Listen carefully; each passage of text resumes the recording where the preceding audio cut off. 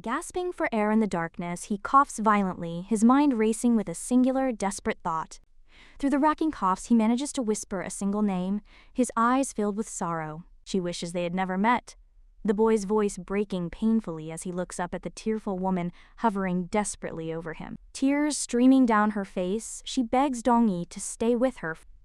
As she holds him close, she wonders how things might have changed if she hadn't misunderstood her true feelings. If she hadn't fallen in love, she wouldn't have been forced to endure so many agonizing years in isolation. The story rewinds to exactly 97 days before this moment. Footsteps crash through dense foliage. While a brush paints a peaceful tale, a terrified deer trembles as a hunter approaches. The story describes the mountain's ruler, contrasting sharply with the gruesome pile of broken, bloody corpses left behind in the wake of a slaughter. She was a legendary Gumiho, which is nine-tailed fox in Korean. She had walked this earth for an immeasurably long time, her weary sigh hinting at the burden of her immortality.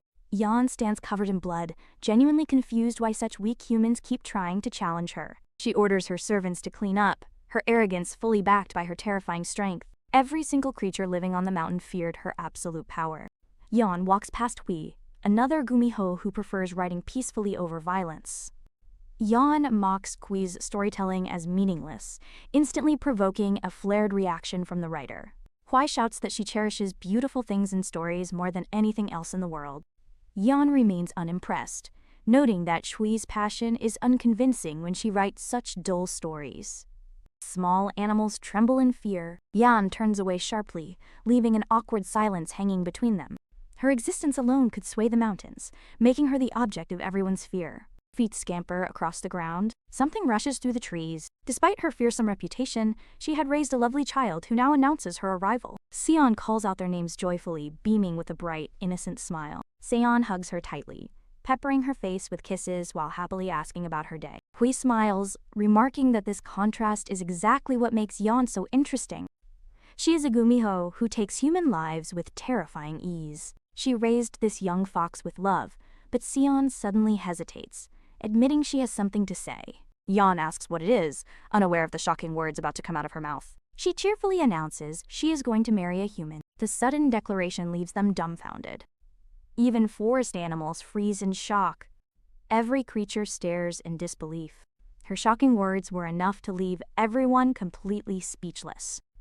1 week passes after the announcement. Birds chirp on the wedding day. Guests chatter excitedly as they gather under the wedding tent. The villagers laugh, recalling how Dunam was just a snotty kid. People clamor, wondering where he met such a pretty young lady. Hui nudges Yeon, reminding her that Seon will lose her powers and become fully human after 100 days of marriage.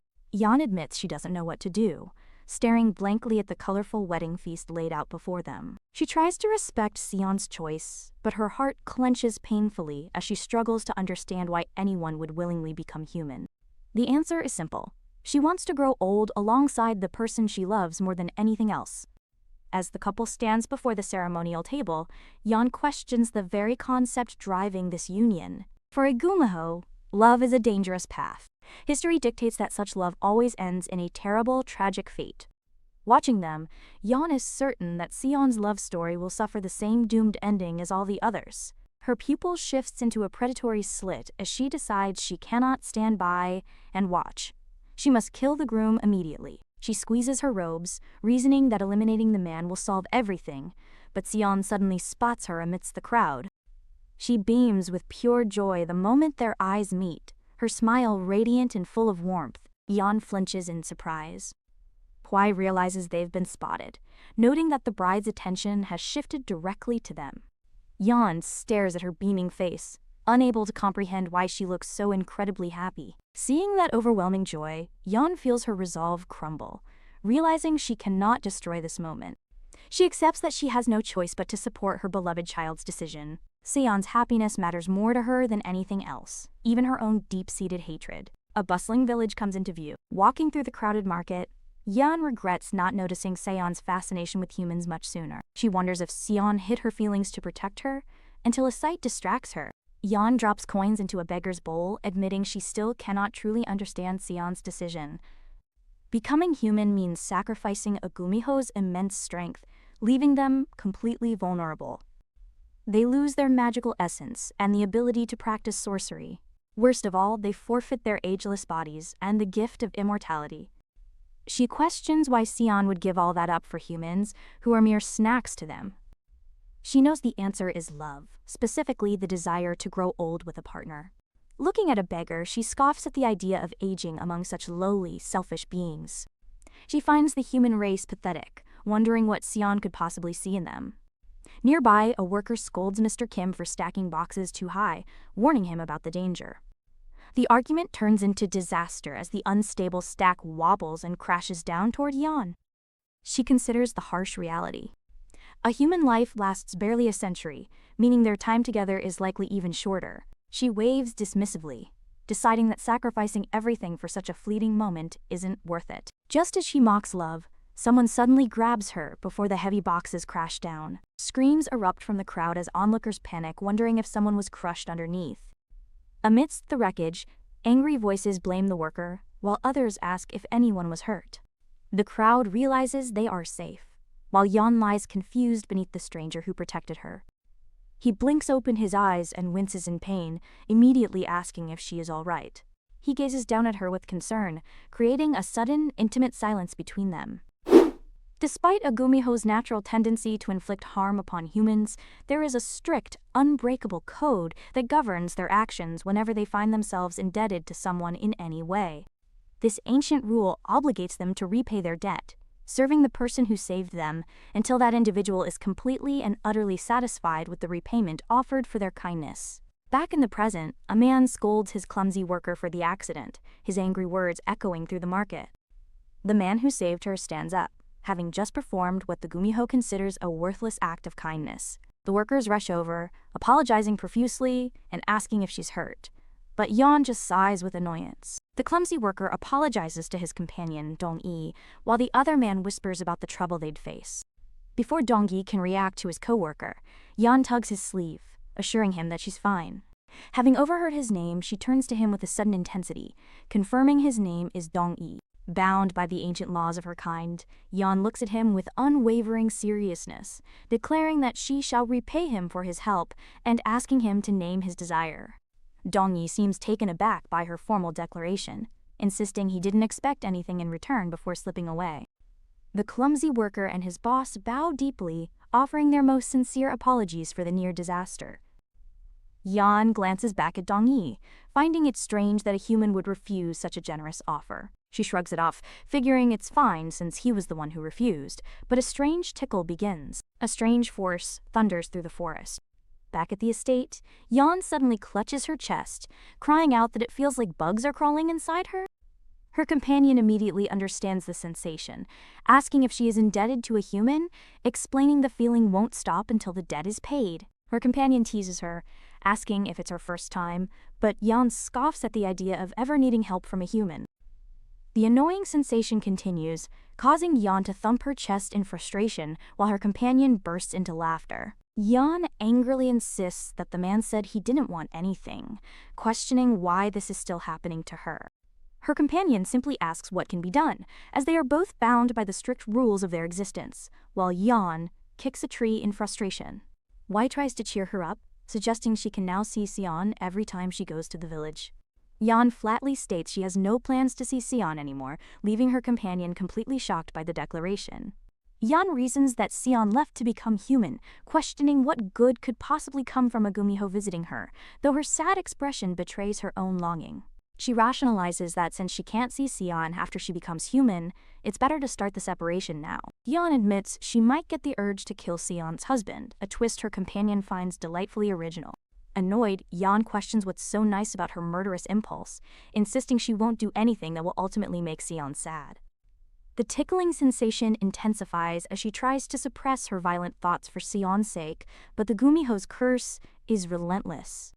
Finally, Yeon gives in to the unbearable sensation, screaming in frustration while her companion simply laughs at her predicament. Her companion urges her to hurry up and repay the man, confidently stating that the process will be quick since no human is without greed, a fact she seems to relish. She adds that it's bad manners to show up empty-handed, so Yeon should be sure to take something with her. Taking her companion's advice, Yeon approaches Dong-i, who looks up from his painting, surprised to see her there. He asks how she found him and what brings her here, clearly not expecting her visit at all. Yeon explains that she wanted to repay him for what happened the other day, leaving him completely stunned. He assumes she's a noble, finding it hard to just say thank you, and politely insists she doesn't need to worry. Yeon insists on repaying him, but Dong-yi, sensing her discomfort, kindly offers a compromise, saying he will take the flowers as repayment if it bothers her that much. With a bright smile, he accepts the flowers and wishes her well, and Yeon immediately turns and walks away. As she leaves, she wonders if her debt is settled, realizing she forgot to give him the snack she brought. To her dismay, the cursed tickling sensation returns, proving that the simple gift of flowers was not enough. She curses in frustration. The very next day, Yeon finds herself back at his home, this time with a new bouquet of flowers. Dong-yi greets her, surprised by her return, while she uncomfortably insists that she still wants to repay him. He questions her, reminding her he already accepted the flowers, but Yeon firmly states that it simply was not enough. She lifts the new bouquet, explaining it clearly wasn't enough, and once again asks him to name his wish. He accepts the flowers with a beaming smile, privately thinking it must be hard for her to just say thank you. Seeing she won't be deterred, he invites her to come in for a break, an offer she hesitantly accepts. Inside, she observes him working on a painting and asks if he likes to paint. Her curiosity piqued. He smiles and clarifies that he works as a professional painter, a revelation which seems to surprise Yeon. After a moment of silence, he awkwardly offers her an apple from the fallen crates, but she flinches away. She sniffs the air, detecting a strange scent emanating from him, a smell that is unfamiliar and unsettling to her. He notices her strange behavior and asks if something is bothering her, but she quickly turns away, dismissing it as nothing. Dong-yi observes Yeon's unhappy expression, wondering if her family is forcing her to visit him against her will.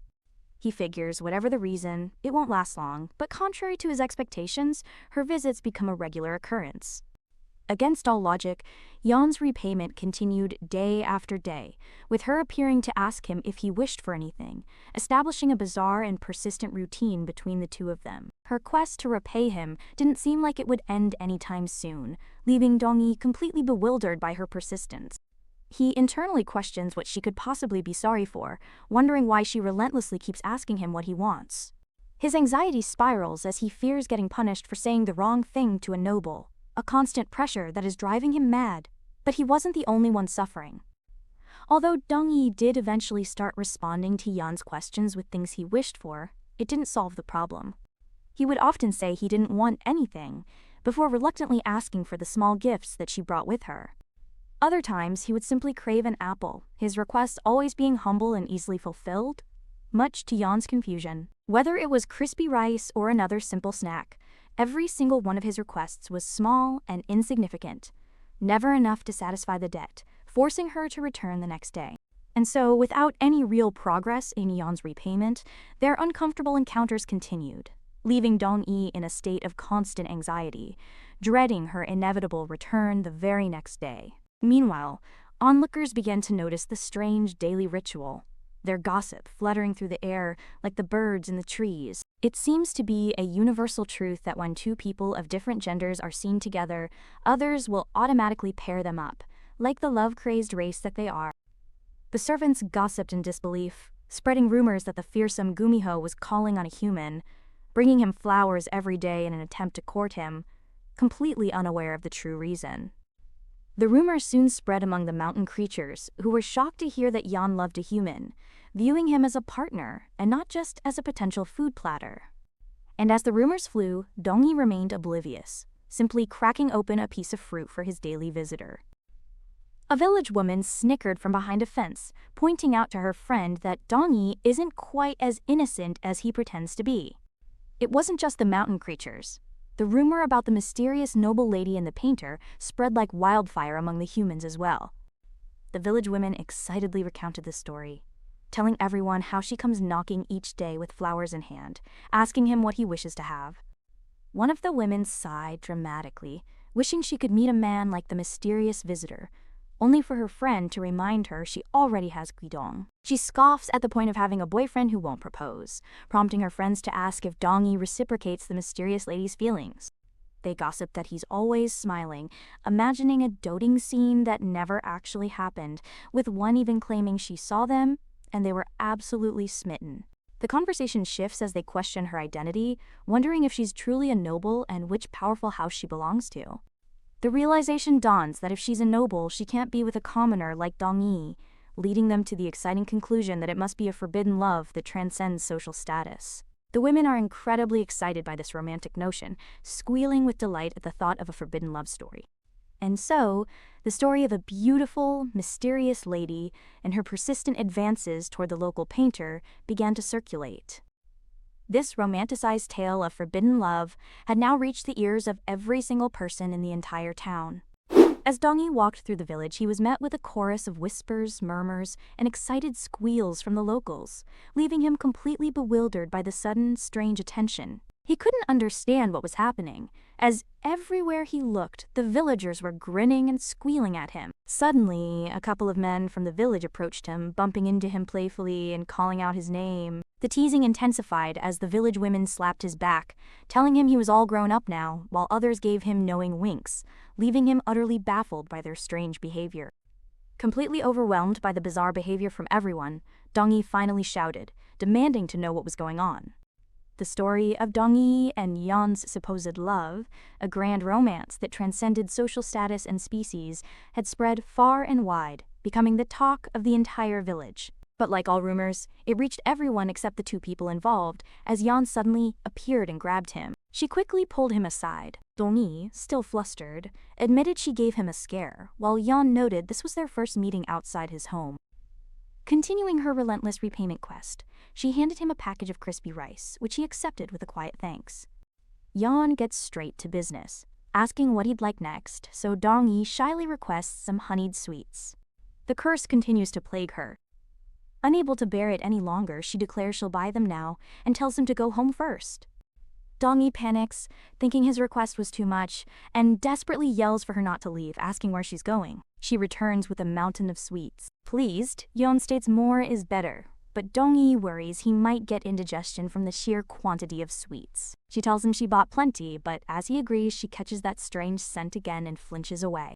Recognizing the smell, she sniffs the air again and calls out to Dong-yi, preparing to ask a serious question. She directly asks if he's in good health, causing him to halt his eating before quietly confirming that he is. After a moment, Dong-yi explains the amount of sweets is far too much for him to eat all by himself. He asks if she could help him eat them, a request that inwardly enrages Yeon, who questions his audacity. Her first instinct is to refuse, but she remembers her duty, realizing she must do as he wishes to repay him. With a heavy sigh of resignation, Yeon reluctantly agrees to his request, much to Dong-yi's absolute delight. Deciding to use this opportunity, Yeon reaches for a snack and asks what he likes, since he requests them so often. She asks if he truly enjoys them, but he internally admits he just thought they were easy for her to buy. He decides against telling her the truth, instead explaining that he just hasn't had many opportunities to try them before. This gives Yeon a new idea. She'll just feed him copious amounts of snacks until he's finally satisfied. The next morning, birds chirp over the quiet village as Yeon makes her way towards Sion's new home. She approaches with her face covered, but stops short when she sees Dong-yi already speaking with another woman. She calls out his name, and he turns around, clearly surprised to see his mysterious benefactor standing right there. Upon seeing Yeon, the woman immediately greets her with an enthusiastic and deeply respectful bow, her face nearly touching the ground. She tells them not to mind her as she rushes inside, laughing about her thoughtlessness and promising to stay quietly in the room. Yeon asks about the chaotic woman, and Dong-yi explains she occasionally comes by to help around the house. Dong-yi explains to Yeon that he has to leave for work today, which immediately piques her curiosity. He confirms he has to leave his house in order to fulfill a painting request he recently received. Yeon smiles faintly, saying that's good to hear, since she was planning to go to the market with him today. Dong-yi tries to refuse her offer, but Yeon interrupts him, asking if his work requires leaving the village. Yeon declares that they'll go together, promising she will buy him as many snacks as he could possibly want. Dong-yi sighs, realizing his opinion doesn't matter to her as they walk through the bustling market, drawing curious glances from everyone around them who has heard the rumors about their supposed romance. Yeon confidently announces that she has successfully located the store that sells the very best snacks in the village. Dong-yi smiles, remarking that she's quite well informed and must have gotten food from the market often. Yeon looks away with a faint, bittersweet smile, explaining that a child used to buy her food from here. She adds that she hasn't been able to see her since she got married recently, a revelation that shocks Dong-yi. Dong-yi feels a trickle of sweat, realizing he chose the absolute worst subject for their current conversation. He decides it's better to remain silent. But their awkward walk is interrupted by a cheerful shopkeeper's welcome. Yeon tells him to take his pick, but Dong-yi is unsure and says he'll gratefully accept whatever she buys. With a wicked grin, Yeon orders everything in the store, thrilling the shopkeeper who's waited for this order all her life. Dong-yi panics, asking if he can taste them first, but Yeon rushes him, demanding he just pick 5. Yeon reminds him he said he was okay with whatever she bought, lifting his tear-streaked face as he apologizes profusely. Dong-yi sobs that there's no middle ground with her, all while continuing to munch on a snack. Dong-yi happily chews on a snack, exclaiming that it's nice and savory, his cheeks puffed out with food. Yeon offers him another one, calling it very pretty, and shoves it into his mouth before he can react. After chewing and swallowing the treat, Dong-yi suddenly leans in close to Yeon's ear, much to her surprise. He whispers that the snack was far too sweet, so much so that it actually made him feel a little dizzy, his expression one of genuine discomfort from the overwhelming flavor. Yeon scolds him for forcing himself to eat it, but he argues that it would be disrespectful to spit out food in front of the person who made it, insisting it just wasn't his preference. The shopkeeper asks what's wrong, just as Dong-yi grabs Yeon's arm, much to her surprise. He then sighs and requests that she only give him the savory snacks from the pile. The shopkeeper enthusiastically thanks her for the business, and Dong-yi ends up with a massive bag of snacks. Dong-yi sighs, realizing he ended up with far too many snacks, but still gently brushes his hand over the bag. A small, shy smile appears on his face as he thinks to himself that it's been a while since he has been to the market, and despite everything, it was actually kind of fun. Yeon observes him from behind, noting that despite all the fuss he made, he seems to be in a good mood now. A small, amused smile graces Yeon's lips as she thinks to herself that he is quite a funny guy. Dong-yi bows and says he'll be on his way, but Yeon stops him by brushing some dust from his shoulder. The situation proves that too much of something is indeed worse than nothing, leading to little progress with her repayment. Yeon declares that they'll simply continue this tomorrow, a statement which leaves Dong-yi looking completely and utterly baffled. She tells him she's glad she accomplished something today, a statement that clearly confuses Dong-yi as they walk. With a small, satisfied smile, she explains that she finally found out he likes savory foods better than sweet ones. Dong-yi is left speechless by her simple deduction as she turns and wishes him a see you tomorrow. Yeon decides to ask Hui for savory food recommendations, but their encounters were still just a waste of time. As they continue walking through the chattering market, the day's events were about to take an unexpected turn. Suddenly, Dong-yi's heart begins to thump erratically in his chest, a strange sensation that catches him completely off guard. The strange events of the day were fated to bring a significant and irreversible change to their relationship. As the sun sets, a figure steps through the rustling forest, the sounds of their movement echoing in the quiet night. Yeon hums to herself as she walks, her robes fluttering in the breeze, thinking that today was a pretty decent day. She fondly recalls having some of Seon's favorite snacks, and was pleasantly surprised that Dong-yi also enjoyed their savory taste, his reaction reminding her of her own.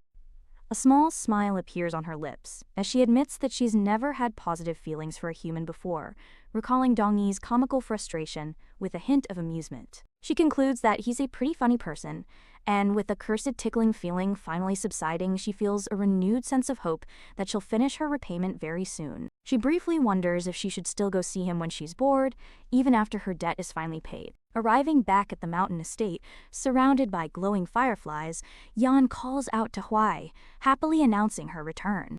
Instead of a greeting, she is met with a profound silence, finding Hui standing with a distant, troubled look in her eyes, her hand fidgeting nervously as she fails to respond to the call. Yeon calls out her name again, her voice echoing through the silent, glittering forest, but still receives no answer. Hui stares into the distance, her mind racing with worry, recalling Seon said she wasn't going out today, leading to a terrifying conclusion. Something must have happened to her.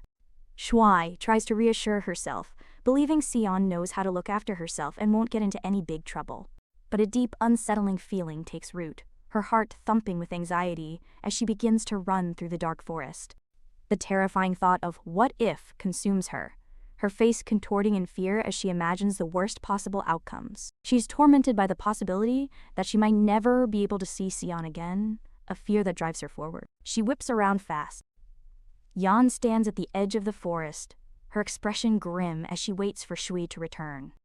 Hai finally returns, tears streaming down her face as she calls out Yeon's name, her voice filled with despair. A new, unfamiliar voice calls out her name, its owner's eyes glowing with a sinister green light in the darkness. Yeon strides past the distraught Hui, announcing her presence to the unseen figure while a strange creature yawns nearby. The creature begins to ask if something fun happened, but stops short as it notices the single tear in Yeon's eye. The scene cuts to Yeon's husband, who is panting heavily from exertion, his face pale and covered in sweat as he stands before a massive, dark, multi-tailed fox in the glowing forest. Wai rushes to Yeon's side, who has transformed into her fox form, anxiously asking if she's okay and can breathe. Yeon sinks weakly against her own tails, assuring Che that she's okay and was just a bit surprised. The strange creature decides to change the subject, casually asking Yeon about her repayment and if she has finished it yet. Yeon continues to breathe heavily, her face pale and strained as she clutches at the fur of the creature, still recovering from whatever just happened to her in the forest. With a sigh, Yeon sits up, explaining she hasn't finished yet but believes she'll be able to soon. The creature asks about her trip, and Yeon admits that while she doesn't know about the village, the kid was pretty funny. Completely stunned, the creature points out this is the first time it's ever heard her speak nicely about a human. While gently rubbing the creature's fur, Yeon explains that he's a young painter, and she doesn't believe he's greedy because all of his wishes have been small and insignificant. She adds that he's also very conscious of others, sighing softly as she strokes the creature's back. The creature licks her face, asking if she feels better now, and Yeon confirms with a slight smile that she's fine. Eagerly, the creature asks Sui to tell it more about the human, finding the whole story incredibly entertaining to listen to. Yeon adds another detail, mentioning that Dongyi has a strange smell, something she wasn't quite sure of at first, but has now confirmed. She explains that on the surface, he appears to be perfectly young and healthy, giving no outward sign of any ailment.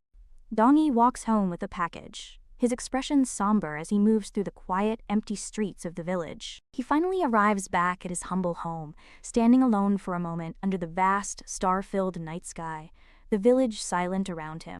But Yeon's sharp Gumiho senses detected the chilling truth hidden beneath his healthy facade. He smelled like half a corpse, a scent of death clinging to him. This hidden affliction explains his somber mood and the strange aura of melancholy that seems to follow him everywhere he goes. The scene shifts to a room inside his house, revealing a wall completely covered in countless yellow talismans, each one inscribed with intricate red characters meant to ward off evil or suppress a curse. The woman who helps around the house turns, her eyes wide with concern, noticing the number of talismans has increased. The woman brushes a talisman, finding the sheer number of them a bit eerie, just as Dongyi announces his return. Startled by his sudden appearance, the auntie quickly snatches a talisman from the wall while welcoming him back home.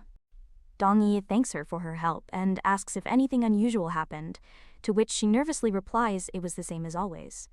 He expresses his relief, and she reassures him that the deities must be watching over him because of his great devotion. She remarks on his devotion, revealing the talismans are for his sick mother, who lies unconscious in bed while Dongyi watches over her with a heavy heart, his love evident in his sorrowful gaze. The auntie points to a new talisman, asking about its purpose. Dongyi explains it hides a person from things that can cause harm. Dongyi grows uneasy as she asks if he means evil creatures, but their conversation is cut short when she is suddenly called out to. Her family appears at the door, having come to pick her up because she was running late from her visit with Dongyi. The daughter immediately turns on Dongyi, angrily blaming him for her mother's troubles. Dongyi can only apologize meekly before the auntie quickly intervenes, scolding her daughter for raising her voice at him so disrespectfully. The auntie tells Dongyi to ignore her daughter's outburst as she prepares to leave, and he quietly wishes her a safe journey home. The daughter storms off with her mother, leaving Dongyi to watch them go in stunned silence after the outburst. After the family's abrupt departure, Dongyi turns and quietly enters his dark and lonely home, the weight of the day's events settling upon him. From a distance, another person watches the family walk away, sarcastically remarking on what a happy family they seem to be. As they walk through the quiet village, the father calls out to his daughter Sunbok, urging her to wait for them. Her father asks why she's so angry, but Sunbok quickly denies it, her scowl clearly contradicting her words. Her father presses further, reminding her that she used to like Dongyi, causing her to flush red and deny it. She tries to justify her past interest, admitting she only thought he was built nicely and looked fine, but her flustered excuses only reveal her true feelings about the handsome painter. She shrieks that she never liked someone who's nice to every other girl, running off while her parents beg her to keep her voice down before she wakes the entire village. The commotion startles someone from a nearby house, who pops his head out, revealing himself to be Seon's husband, Dunam. The father quickly apologizes to Dunam for being so loud, and Dunam smiles good-naturedly, asking if they woke him up. Dunam insists they weren't loud, explaining he was having breakfast with his wife Seon, who cheerfully says hello. Dunam mentions hearing Dongyi's name, asking if something happened, but Sunbok quickly thwacks her father to silence him. Seon watches the scene unfold, her expression unreadable, as the father suddenly shouts for everyone to be quiet. The mother apologizes for the ruckus, pushing her family along as she tells them to get some rest. As the noisy family finally leaves, Dunam gently asks Seon if they should go back inside their home. Seon asks if they meant Dongyi, the young painter, adding that he's the one seeing a beautiful lady. Dunam remembers the rumors going around the village, and confirms that yes, that painter is indeed Dongyi. Her interest piqued by the rumors, Seon turns to her husband and asks what kind of person Dongyi is. Dunam seems unsure, simply guessing he's a filial son who lives with and cares for his sick mother. Ultimately, Dunam shrugs and admits that he actually doesn't know anything about him, leaving Seon surprised. Dunam explains he doesn't know much about Dongyi, as he's very private, but Seon presses for more details. He recalls Dongyi's parents were peculiar, which is why he never spoke to him much when they were younger. After a moment of thought, Dunam tries to find the right words to describe the kind of person Dongyi is. He finally decides that Dongyi is someone who works compulsively, a man driven by a relentless need to be productive. Later that night, Dongyi shuts the door to his home, the auntie's words about his devotion echoing in his mind. He drops his bag with a heavy sigh, repeating the words, "Since I'm so devoted," with a deep sense of weary irony. He resolves to try his best, his determination fueled by the sight of his mother, who lies in bed, her breathing shallow and weak, her life hanging by a thread. He gently brushes his hand over his mother's, a deep sense of duty weighing on him as he thinks about his role as a son and his responsibility to be of use to her. A sad but determined smile crosses his face as he reaffirms his need to work hard, believing his entire purpose for living is tied to being useful to the one he loves most.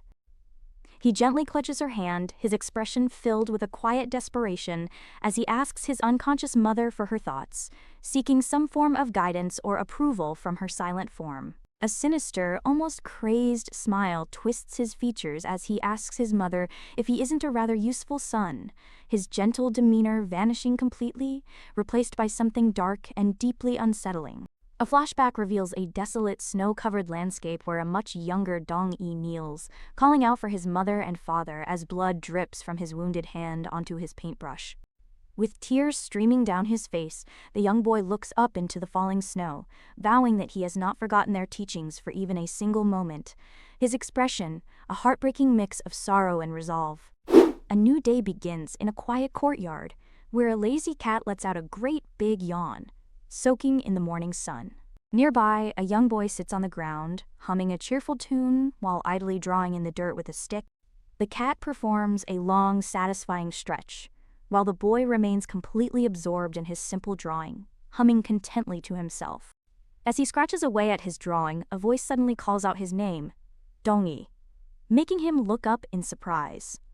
The man looks at the surprisingly detailed cat drawing and asks if he made it, prompting a proud, beaming smile from the boy. It was clear from a young age that Dongyi possessed a remarkable talent for drawing, an innate gift that set him apart. His parents truly believed this gift was destined to change his fate, so they thought long and hard about how to hone it, but they had no knowledge of the arts themselves. Furthermore, they were not financially stable enough to properly support his artistic pursuits, leaving them with very few options to help their talented son realize his potential. All they could do was... The man smiled warmly, telling the boy he could come here every day from now on to practice drawing. Dongyi questions if this is the place, looking at the scenic riverbank. The man confirms it's a grand location for his training. The man explains how martial arts masters carry heavy sandbags for training, pushing themselves to their limits in order to grow stronger. He tells Dong-yi that this place will be his sandbag. By practicing with average supplies, he'll draw with greater ease using nice ones. The man asks for confirmation, and Dong-yi looks back with wide-eyed determination, ready to begin his unconventional training. Dong-yi's parents never doubted their child was meant for great things, so they resolved to support him as best they possibly could. To protect his future, they didn't teach him to harvest crops, worried it would hurt his precious hands, and never made him do chores. They never taught him how to cut wood, or even how to distinguish different plants from one another, isolating him from practical skills. Because of their sheltering, Dong-yi was able to focus solely on his drawings, practicing by the river through the changing seasons, from autumn to winter. He sat alone by the frozen river, day after day, completely dedicated to his art, even as the landscape turned cold and desolate. The icy water drips from his brush as he rinses it in the freezing river, his hands numb from the biting cold. Shivering uncontrollably in the harsh, biting snow, Dong-yi finally admits to himself that he doesn't want to draw anymore, the misery of the cold overwhelming his resolve. But upon returning home, his mother greets him with a warm meal, praising him for practicing hard and calling him a good son. His father chimes in, explaining that he must get a title to live comfortably, confident that his son will work for the Department of Arts. They place the weight of their future squarely on his shoulders, calling him the family's pillar and hope, demanding he work even harder. Dong-yi sits at the table in silence, the immense pressure of his parents, expectations weighing heavily on his small frame. His mother gently asks if he knows how much they love him, her words adding an emotional weight to their already high expectations. He fidgets with his spoon and reluctantly agrees, driven by the desire not to disappoint the parents who had loved him so unconditionally. And so Dong-yi had to work very hard. He was his family's hope, and he couldn't let them down. He had to be their pillar of support, and above all, he had to be a good son who loved his parents. The immense pressure becomes too much to bear, and out in the frozen wasteland, his forced laughter dissolves into a heartbreaking wail of despair. Dong-yi's cries are interrupted by other children playing, one wailing about a broken promise to fly a kite together.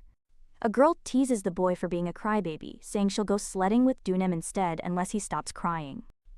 The children's gossip turns to a mysterious boy who does nothing but draw every day, piquing the curiosity of the group. They spot him sweeping snow with his brush, and a girl notes his name is Dong-yi, finding him quite good-looking.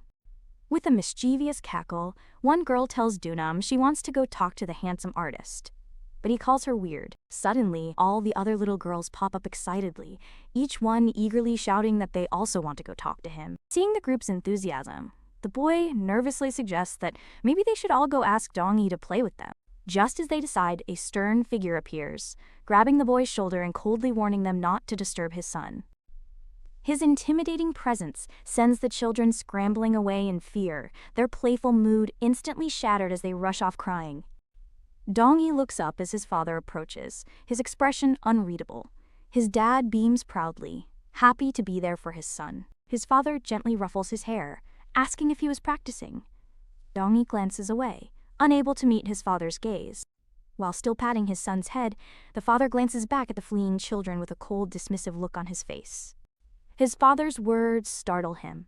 He's told that he has big things ahead of him, unlike the other children. He continues, saying that while other kids play, Dong-yi is honing his skills as an artist, reassuring him he's doing well. His father's voice echoes that all he needs to do is keep up the good work. But the words ring hollow in the desolate, snowy landscape where Dong-yi sits utterly alone. But deep down, Dong-yi's true feeling is a simple, desperate wish.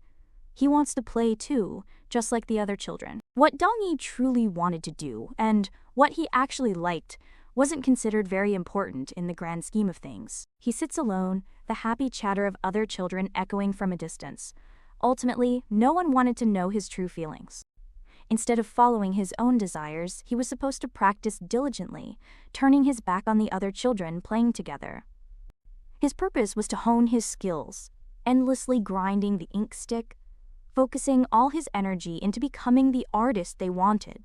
He was meant to hone them, again and again, practicing relentlessly until he could finally get a title by working for the prestigious Department of the Arts.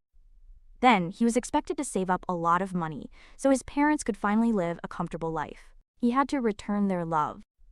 Trembling and out of breath, splattered with ink, he finally breaks, wondering to himself, "Why am I doing this?" But the child had grown too much for him to be tied down by affirmations of love and sacrifice any longer. So he told them, and they reacted with shock, unable to believe he didn't want to draw anymore. His father furiously asks if he knows what they went through for him, questioning what they'll do if he gives up now. He yells at Dong-yi, demanding to know if he even understands how much money his art supplies actually cost. He presses on, asking if Dong-yi knows how hard it is to buy supplies, insisting they're doing everything for his future. Dong-yi finally snaps back, shouting that he never asked for their sacrifices and doesn't want to be a painter for the department. He accuses them, saying that's just what they want him to be, so they can live comfortably off his success. He turns away, shouting that the smell of paint makes him retch, and he's sick of his hands always swelling up. He screams that he hasn't enjoyed drawing since he was a child, questioning how this could be for his future, when it's clearly just for their own greed. His father strikes him hard. His father grabs him, furiously demanding who he thinks he's doing this for and what else he can possibly do. He cruelly tells his son that he has nothing else besides his artistic talent, that he doesn't know how to do anything, and is utterly useless without his drawings. The father turns his back, coldly stating that one can't survive if there's nothing they can do, especially for poor people. He clenches his fist, explaining that commoners like them need to work tirelessly just to scrape by in the world. Deciding he shouldn't waste his breath, the father suddenly snatches Dong-yi by the collar, startling the boy with his aggressive move. He forces Dong-yi's head down, his own face cast in a terrifying shadow, as he promises to show him exactly how he'll live if he gives up on drawing. The sun blazes overhead. Tears drip from Dong-yi's eyes as his father forces him to stand in a bustling, chattering marketplace under the hot sun. The villagers glance over, worried that the boy looks like he's going to collapse from the heat and exhaustion. A concerned man confronts the father, asking why he would bring his son out on a scorching day like this. The father explains that his son wants to quit drawing and needs a proper wake-up call by seeing real hard work. He wonders when his son will finally realize that all of this is ultimately for his own sake and future. Another man, sweating from his own labor, pleads with the father to at least let the boy stand in the shade. The man begins to wobble, but Dong-yi's father shouts to let him be, ignoring the man's plea as he struggles under the heavy load. The father insists his son needs to see for himself what it's like as the struggling man finally collapses. The crowd screams in terror. Panic erupts as blood oozes from the man's head. People scream for help, desperately shouting for someone to cover the boy's eyes from the horrific scene, his heart thumping loudly. Dong-yi's heart pounds violently, the thumping sound drowning everything else out. His terrified eye is frozen on the scene, barely able to process the horrifying reality that a person was just crushed to death. The horrifying accident came without any warning, a sudden and brutal lesson in the harsh realities of a common laborer's life. Dong-yi's mother received some shocking news, her body staggering as the terrible truth of the message finally sinks in.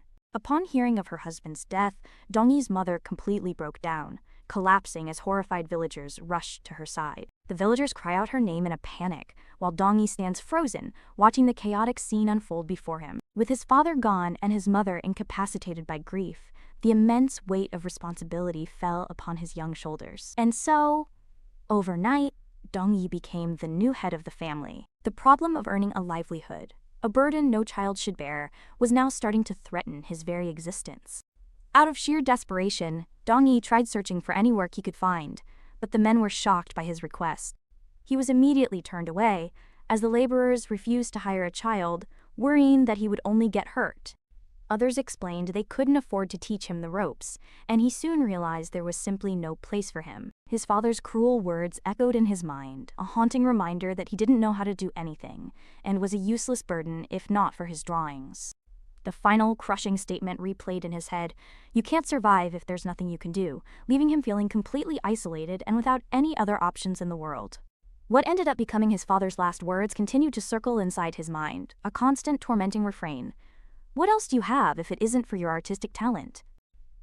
It was a truth he didn't want to admit, but his current desperate situation only seemed to prove his father right. He returned to the bustling marketplace, the sounds of chatter and chirping birds filling the air as he sought a solution. he approached a shopkeeper, who recognized him and asked if he was there looking for work again, a hint of pity in his voice. Dong-ai pleaded that he would do anything asked of him, but the man sighed, saying he was only speaking out of genuine concern. The shopkeeper then offered a simple yet profound suggestion. Why not try to sell some of his paintings instead? Following the man's advice, he found that his paintings actually sold at a reasonably high price, providing a sudden glimmer of hope. But even this success was tainted by his father's words, reminding him he had no other talents and knew how to do nothing else.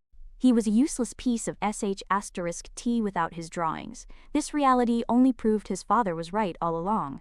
There was no other way for him to make ends meet. He sat by his mother's bedside, reflecting that he thought he could take on other work, but no one would hire him, and it didn't pay as much anyway. He realized selling a 5-hour painting was more profitable than a week of labor. With the choice so clear, there was nothing left to consider as he sat up in bed. His mother groans weakly, and he rushes to her side, telling her he'll bring some food now that she's awake. But even with the most profitable choice of work, his financial struggles were far from over. After paying for his living expenses, material costs, and his mother's expensive medication, there was absolutely nothing left of his earnings. Without a moment to spare for his own desires, Dong-yi focused solely on survival with a grim look of determination. The grand wish his parents had for him to pass the state examination was now completely out of the question. He looks at the home he struggles to maintain, letting out a heavy sigh under the weight of his many burdens. His mind races with worries. They're running out of rice, he has to pay overdue medication fees, buy more parchment, and prepare for winter. He runs his hands through his hair in frustration, realizing he's already put so much on tab that they probably won't give him a pass anymore. While he's tormented by his thoughts, the cheerful laughter of a girl outside his window pierces through the silence, a stark contrast to his misery. The cheerful squeals from outside his window seem to mock his silent suffering, highlighting the simple, joyful life he can't have. He looks up, his face a mask of profound sorrow and despair, with tears welling in his eyes as the weight of his hopeless situation completely crushes him. A single tear drips from his eye, the small sound echoing in the silence before he completely breaks down, burying his face in his hands, overwhelmed by his grief and helplessness. He collapses onto the floor, his body racked with sobs as he tries and fails to stifle the sounds of his own crying. He sits by his mother's bedside, his shoulders shaking as he sobs, calling out to the one person he is fighting for. He clutches his small money pouch, admitting he can't take the pressure anymore. There's so little he can do, yet so many things demand his immediate attention. Every time he thinks of himself as incompetent and confirms that art is the only thing he can do, he feels like his father was right all along. This crushing realization makes him feel like a useless person, leaving him completely lost and unsure of what to do from now on as tears stream down his face. His mother, only pretending to be asleep, thinks to herself that he still hasn't pulled himself together, not realizing he'd be so affected by his father's harsh advice. She clenches the blanket, frustrated he didn't read the meaning behind the words. She wonders why he can't understand this is his easiest path, worrying what will happen when she dies. She fretted over whether such a fragile child could live on his own, believing he needed to toughen up and wondering if they had ruined him by spoiling him. Wiping away her tears, she steels her resolve, convinced that it's not too late to steer him in the right direction. She turns to her emotionally distraught son, her voice devoid of warmth as she asks if he still doesn't want to draw. She coldly asks if he didn't learn his lesson, reminding him of the horrific consequences he saw when others don't do as they should. She twists his own confession against him, asking if he feels useless, then declares that he has become someone who doesn't deserve to live. She commands him to try harder and live with all his might, adding that simply crying about his situation won't change anything. Her final, crushing instruction is for him to become a useful son, reminding him that he alone is responsible for building his own worth. After that conversation, what could Dong-gi possibly think? He collapses into sleep by her bedside, a final, pained whimper escaping his lips. A metaphorical door clangs shut between them. Ever since that traumatic day, Dong-gi never had another meaningful conversation with his mother. Soon after, his mother's condition takes a horrifying turn for the worse, as she begins to retch violently, her body contorting in agony from her mysterious illness. He lunges forward in a panic, screaming his mother's name as her condition suddenly worsens, her body beginning to convulse violently. Her violent fit throws him back against the wall, but he quickly scrambles forward to wipe her mouth as she retches. Just as his parents had always wanted, Dong-yi did his absolute best to carry out his filial duty, plastering the walls with talismans in a desperate attempt to ward off the sickness. The sounds of his mother's agonizing sickness echoed from their small, isolated house, a constant and horrifying reminder of his burden. The long, difficult night finally passes, and the morning sun rises on the quiet village. But for Dong-yi there was no rest. He creaks the door open to face the blazing morning sun, his expression grim and his fist clenched in exhausted determination. He realizes it's already morning, accepting that it's far too late for him to get any sleep now. His head throbs with exhaustion, but he pushes the pain aside, remembering a painting he needed to finish today, planning to work through the day and into the afternoon. Overwhelmed by the endless, crushing pressure, he finally admits to himself that he just wants to take a break from it all. He longs to have no worries, just for a single day. Suddenly, he recalls Yeon's cheerful invitation to go see flowers, remembering how she knew of a very pretty place. He recalls a memory of Yeon's friend, teasingly guessing she had something to say, but Yeon cheerfully denied it. Dong-yi snaps back to reality, dismissing the idea of watching flowers as a waste of time he can't afford. He turns, confused by a fluttering leaf, and his gaze falls upon the vibrant patch of flowers Yeon had planted for him. He remembers, these are the flowers the lady brought for him, gently brushing his fingers against the delicate petals. He notes that they're still fresh, and a rare, genuine smile graces his lips as he admires how pretty they are. A voice calls his name, and he turns to see the lady approaching. He greets her, and she returns the greeting hesitantly. She quickly shoves a small pouch into his hands, telling him to take it, leaving him utterly confused by the gesture. He looks down at the gift, asking what it is, while the lady looks away, appearing shy and a little sad. She explains that it's savory sesame oil, revealing that she found out yesterday that he enjoys savory foods. She recalls how her friend recommended it when she asked about savory foods, leaving Dong-yi speechless at her thoughtful gesture. He then brightly thrusts a bouquet of flowers towards her as a gift, catching her completely off guard as she stammers a thank you. She sighs, feeling there must have been a better gift she could have brought, feeling her own offering was severely disappointing. She begins to wonder how she'll ever repay him, but her thoughts are cut short as Dong-yi suddenly lets out a genuine, happy laugh. Completely taken aback, she asks why he's laughing. Dong-yi immediately flinches, as if scolded, and apologizes for his rare display of joy. He struggles to explain his feelings, trailing off into silence and leaving the lady looking on with a confused and concerned expression. The two of them stand together in the quiet garden she created for him, surrounded by colorful flowers under a bright, clear sky, a moment of unspoken emotion passing between them. Finally, finding the right words, he looks at her with sincere gratitude, telling her that he truly appreciates her thoughtful gesture. A gentle breeze flutters through the lush green leaves of the forest, signaling a peaceful day is underway.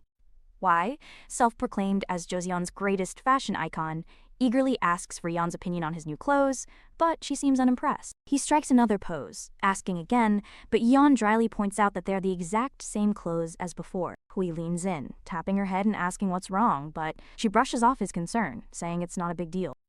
Yeon finally admits that something is bothering her, revealing to Hui that Dong-yi's entire attitude has changed recently. The scene transitions back to Dong-yi's small, rustic house, recalling the moment Yeon had last visited him. In the flashback, Yeon had arrived at his home carrying a bouquet of bright yellow flowers calling out his name. Upon seeing her, Dong-yi's entire face had lit up, and he beamed with a genuinely radiant smile as he greeted her. Yeon recalls how his reaction was so overwhelmingly cute, like a happy puppy, that it completely flustered her at the time. Back in the present, Yeon gestures as she explains the situation, leaving Hui looking utterly baffled by her story. Hui suddenly asks Yeon a very strange question, wondering if she wants to become human, which she immediately dismisses as nuts.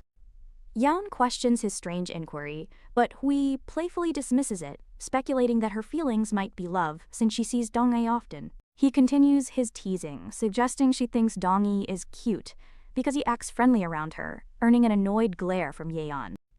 Changing the subject, Yeon asks why he's disguised as a man, but Hui simply scoffs, finding her question unbelievable. He announces that he's going to a courtesan house, explaining that he heard the new girl there is incredibly talented in poetry, piquing his interest in her artistic skills. Bai gushes with excitement, adding that the new girl can also sing, while Yeon just scratches her head in annoyance. As he leaves, Hui warns that he might be late and reminds Yeon not to come looking for him again. He turns back with a sly grin, suggesting she could use the time to finish her repayment since she's almost done. Left alone with his words, Yeon sits and considers his suggestion, a thoughtful expression crossing her face as she decides what to do. Yeon arrives back at Dongyi's house and calls out his name, causing him to whip around in surprise while painting. He's interrupted by a neighbor, an auntie carrying a bag of grain, who asks if anything happened overnight. Suddenly, the woman's young son, Sundal, pops up from behind the canvas, cheerfully greeting Dongyi as his, Hyung. The woman asks if it's okay for Sundal to stay with him today, explaining that there's no one else to look after him. Yeon happily agrees to watch the boy, but the auntie asks if she's leaving right now, noticing her formal attire. Yeon glances over at Dongyi with a slight smile, telling the woman that she'll actually be staying for a bit longer. The auntie suddenly remembers something, chortling as she says she's sure she'll be arriving soon, leaving Sundal very confused. She quickly ushers her son inside, telling Yeon to have a nice trip and leaving her blushing and flustered by the comment. The scene flashes back to a different visitor, a lady in elegant clothes, whom Dongyi had greeted with a startled cry of, "Miss?" This memory is from when his neighbors gossiped about the mysterious lady, wondering who she was as she suggested a market trip. A neighbor watched them, wondering if the elegant woman was Dongyi's lover, and lamented that her own sister didn't stand a chance. Back at Dongyi's house, Yeon is left to babysit. She thinks to herself that while it's not unexpected, she's incredibly bored. Lying on the floor, she dramatically exclaims that in her 8 years of life, she has never been this bored. She wonders how long Dongyi has been gone, deciding she'll die of boredom if she doesn't do something soon. Meanwhile, Sundal starts kicking and complaining about being bored, but his mother quickly shushes him, pointing towards the sleeping woman nearby. His mother tells him to behave while she's gone, but Sundal immediately slumps over, having already failed his mission to stay quiet. Sundal huffs, grumbling that he could have just stayed home by himself, but a flapping sound suddenly catches his attention. Curious, he asks what it is, swishing aside a curtain to see what lies hidden behind it in the room. Behind the fabric, he discovers the wall is completely covered in strange, yellow paper talismans, marked with unsettling red symbols, creating a deeply ominous and mysterious atmosphere in the small room. He wonders if they're drawings, plucking one from the wall. He finds the symbols strange and questions if Dongyi drew this too. Suddenly, a loud, clunking sound startles him, and he spins around, startled, quickly swiping a nearby knife for protection. Yeon yells at the boy, telling him he can't touch that, but he stammers that he didn't and quickly crumples the talisman. The auntie yanks her son away, telling him to come sit and stay still until Dongyi returns. Sundal sits unhappily beside his mother, quickly hiding the crumpled talisman behind his back so she won't see it. Yeon watches the exchange, her heart thumping with a sudden sense of unease as she wonders what is going on. She looks at the crinkled talisman in her hands, wondering what she should do and deciding to put it back. The sun begins to set over the bustling marketplace, casting long shadows and painting the sky in warm hues as the day's activities wind down and evening approaches. In the chattering market, Yeon feels a strange sensation, noting that the odd feeling just doesn't seem to end. She recalls the rules she must follow, to give the person something that satisfies them to fulfill her duty.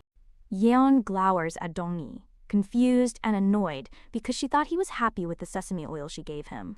She calls out to him with a bright smile, asking directly if he didn't like any of the gifts she gave. Dongyi flails, insisting that's not it at all, and that he received every single gift with a grateful heart.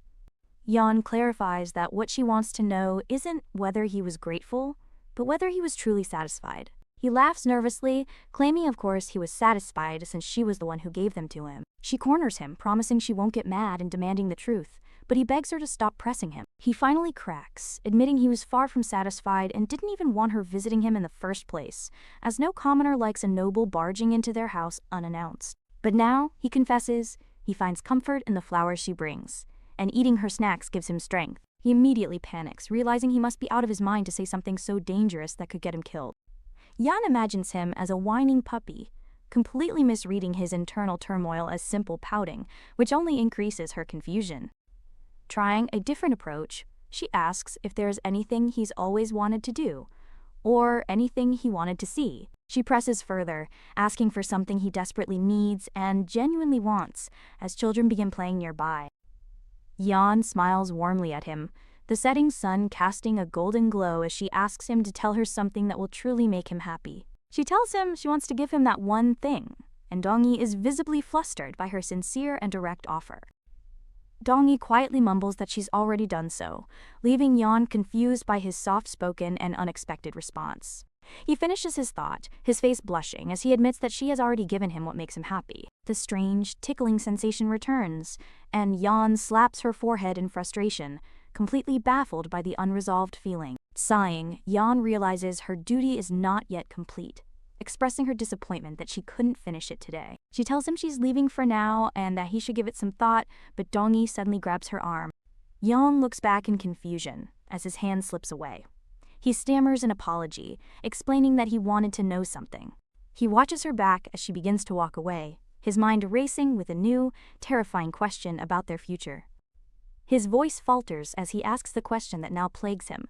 Once he receives what he truly wants, will he not be able to see her ever again? He clasps his hands together tightly, his expression a mixture of desperate hope and profound fear. The unspoken weight of his question hangs heavily in the air as he waits for her answer. Dong-yi returns home late at night, announcing his arrival to the auntie who was waiting up for him inside. He affectionately pats Sundal's head, apologizing that the boy must have been bored with nothing to play with. The auntie notices his flushed face and asks if he's sick, but Dong-yi quickly insists he is completely fine. She playfully asks if he will be going out again tomorrow, but Dong-yi hesitates, unsure how to answer her question. Meanwhile, Yeon panics internally, her heart thumping as she tries to find the right moment to put the stolen talisman back. She considers just throwing the crinkled talisman away somewhere, but she's terrified that her mother will find out and punish her severely. She then considers just taking it home, rationalizing that with the entire wall covered in the strange yellow papers, surely a single missing one won't make any difference at all. The auntie finally decides it is time to leave, telling Sundal it is time to go as Dong-yi watches them. Dong-yi cheerfully waves goodbye to the boy, but Yeon freezes in place, a look of horror on her face as she realizes she's screwed. Later that night, the only sounds along a dark forest path are the chirping of crickets, setting a quiet and lonely scene. Yeon walks alone down a dark path, contemplating Dong-yi's desperate question about their future encounters. She scoffs to herself, a small, amused smile playing on her lips as she finds the entire situation unbelievable. She recalls the moment leading up to his question, the warm sunset casting a glow over his village. He had fidgeted nervously, his face flushed as he stammered out a proposal, suggesting that if it was okay with her, she could come by to order a painting from him. He then shouted with the excitement of a happy puppy, explaining it would give him an excuse to see her again. She spluttered, caught off guard. Back in the present, she clears her throat, thinking he's more brazen than she thought, surprised by his audacity. Looking down at the village lights, she admits to herself that he's a bit cute, realizing this is the very first time she's had such thoughts about a human. She reflects that he wasn't like this before, wondering if seeing him often, like we said, is the reason for her change of heart. She finds his new attitude funny. She closes her eyes, recalling that she told him to think about what he truly wants. Now a new thought occupies her mind. What kind of flowers should she bring him tomorrow? A single step forward. The wind rustles through the dense canopy of the forest as Yeon continues on her path, the trees looming over her like ancient sentinels, creating an atmosphere of solitude and quiet contemplation. A profound silence settles over the woods as she walks deeper, her footsteps the only sound breaking the stillness. She reaches her destination, a worried expression on her face as she calls out for her friend, Chui. But only silence answers her call. She stands alone in the quiet clearing, a sense of unease growing. Her thoughts drift to Seon, wondering if she hasn't returned yet. She pictures Hui and Seon playing, figuring she must have lost all track of time from enjoying herself too much. She plops down on the ground, deciding to wait, her fingers tapping impatiently against the dirt as she waits. As she waits, she notices how unnaturally quiet the forest is, a stark contrast to how it usually feels. She recalls that there was never a moment of silence when Seon used to be here, her mind filled with a memory of her friend's constant, cheerful chattering and playful energy. A deep worry settles in her heart as she wonders if Seon is doing well, slumping in defeat. Exhausted from waiting, Yeon flops onto her back, gazing up at the star-filled night sky. Her keen Gumiho eye scans the surroundings, sensing something amiss in the profound, unnatural stillness of the forest. She realizes it's way too silent because all the creatures in the mountain are afraid to get on her nerves. Unseen by her, 1,000 glowing eyes watch from the darkness, holding their breath in her presence. Since they aren't daring to make a single sound, she decides she might as well get some sleep. She drifts off, confident that by the time she wakes up, Chui will have returned. But her sleep is immediately plunged into a frantic nightmare, filled with desperate voices screaming her name and urging her to run.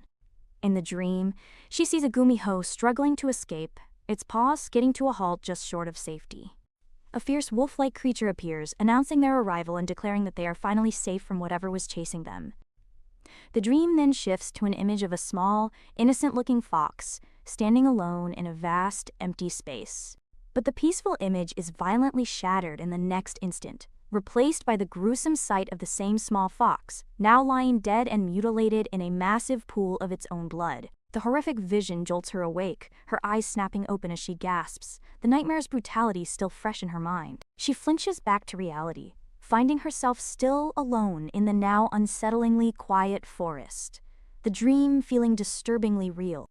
In her dream, a mysterious woman's voice echoes, condescendingly telling Yeon that she seems to have forgotten her place in the world, leaving her utterly bewildered by the sudden accusation. The dream shifts to a bloody confrontation where a wounded Yeon pants for breath, defiantly telling the other woman to shut up, as she is simply avenging In's death. Yeon stands over the lifeless body of her lavishly dressed victim, the woman's final words echoing as she had commanded her to stop resisting and just go to hell. Even in death, her victim's final haunting words linger in the air, a venomous prophecy promising that no one will ever accept Yeon for what she has become.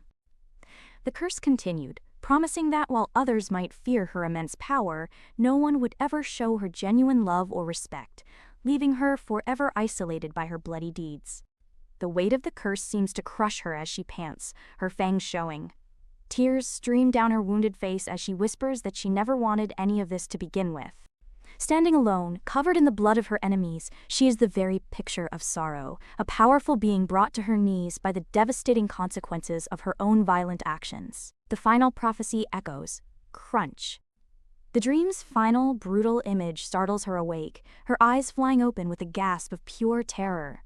She jumps to a sitting position, gasping for air as the chilling memories of the nightmare cling to her.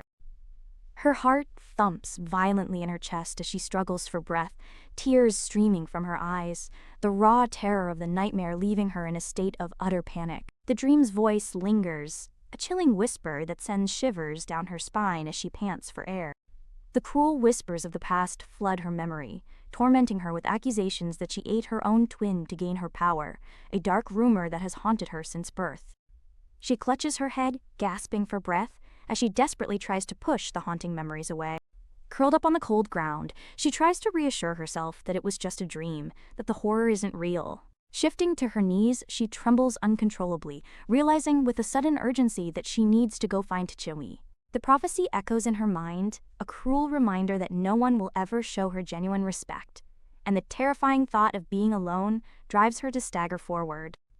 The curse promised she would never receive genuine love, and that fear fuels her desperate cry. The prophecy's final devastating line hits her with full force. There will be no one left by your side, a future of complete and utter isolation she cannot bear to face. Her mind screams out one final, desperate plea against the encroaching darkness and the horrifying prophecy. The prophecy's cruel words echo in her mind, leaving her with tears streaming down her face as the profound, soul-crushing fear of being utterly and completely alone finally consumes her. In a panic, she stumbles forward, her mind racing with one desperate thought. She needs to find Seon and Hui. As she stands lost in her fear, a familiar voice calls out, asking if she is okay, but she barely registers it. Her inner monologue reveals her deepest fear. Once she lost the presence that had always kept her warm, she was left with an emptiness that was unbearably, achingly cold and lonely. It's Dongyi, who is shocked to see her wandering alone in the village so late at night, looking completely lost. He rushes over to her, his voice filled with genuine concern as he asks if she's all right or hurt. He gently holds her shoulders, asking why she's out so late, but she squirms, unable to find the words to answer. He worries if something terrible has happened, while Yeon, unable to endure the bitter cold of her loneliness, sees him as a potential source of warmth and comfort in her desperate state. With her friends gone and her heart aching, she turns towards a different presence, seeking anyone to keep her warm. In a moment of pure desperation, she throws her arms around him, pulling him into a tight embrace. Dong-yi is completely stunned, the lantern he was holding clattering to the ground, forgotten. Dong-yi gently tries to disentangle himself from her sudden embrace, asking her to excuse him for a moment. He flinches slightly at her touch, remarking on how cold she is, like ice. In contrast, Yeon just registers the comforting warmth radiating from his hand. The only sounds breaking the silence of the night are the faint chirping of crickets. He gently asks if she's feeling any better now, and to his relief, she gives a small nod. Thinking she's recovered, Dong-yi begins to stand, but Yeon is startled and quickly grabs his hand. A look of pure panic crosses her face as she begs him not to go, her voice trembling with the raw fear of being left alone again. Surprised by her intensity, he quickly reassures her that he isn't going anywhere far, just to get some water. But her fear is too great, and she pleads with him to just stay by her side, asking him please. The night wind rustles. He relents, sitting back down beside her in the quiet night. His expression is unreadable, a mix of concern for her and confusion over the situation. As he idly twiddles her fingers, he quietly mentions that it's getting late, breaking the prolonged silence between them. Dong-yi glances over at Yeon, wondering if she's feeling better now that her hands are nice and toasty from his warmth. He decides to gently probe for information, turning to her and asking if she could tell him what happened to upset her. She avoids the question, brushing it off by saying it was nothing much, but his expression shows he understands there's more to it. Instead of explaining, Yeon changes the subject, remarking with a small smile that it looks like she is in his debt yet again. He then asks if she's given any thought to his previous question, which leaves her looking completely baffled. With a knowing smile, she clarifies her question, asking him if he has finally figured out what it is that he truly wants. Her direct question completely flusters him, causing his face to flush a deep red as he starts coughing awkwardly. The playful mood evaporates as they stare intently at one another, the air crackling with a sudden and serious tension that wasn't there before. Suddenly, she bolts upright, her eyes wide with alarm as she wonders what this strange new sensation is. Dong-ya watches with concern as Yeon suddenly sits bolt upright, her gaze fixed on something he can't see.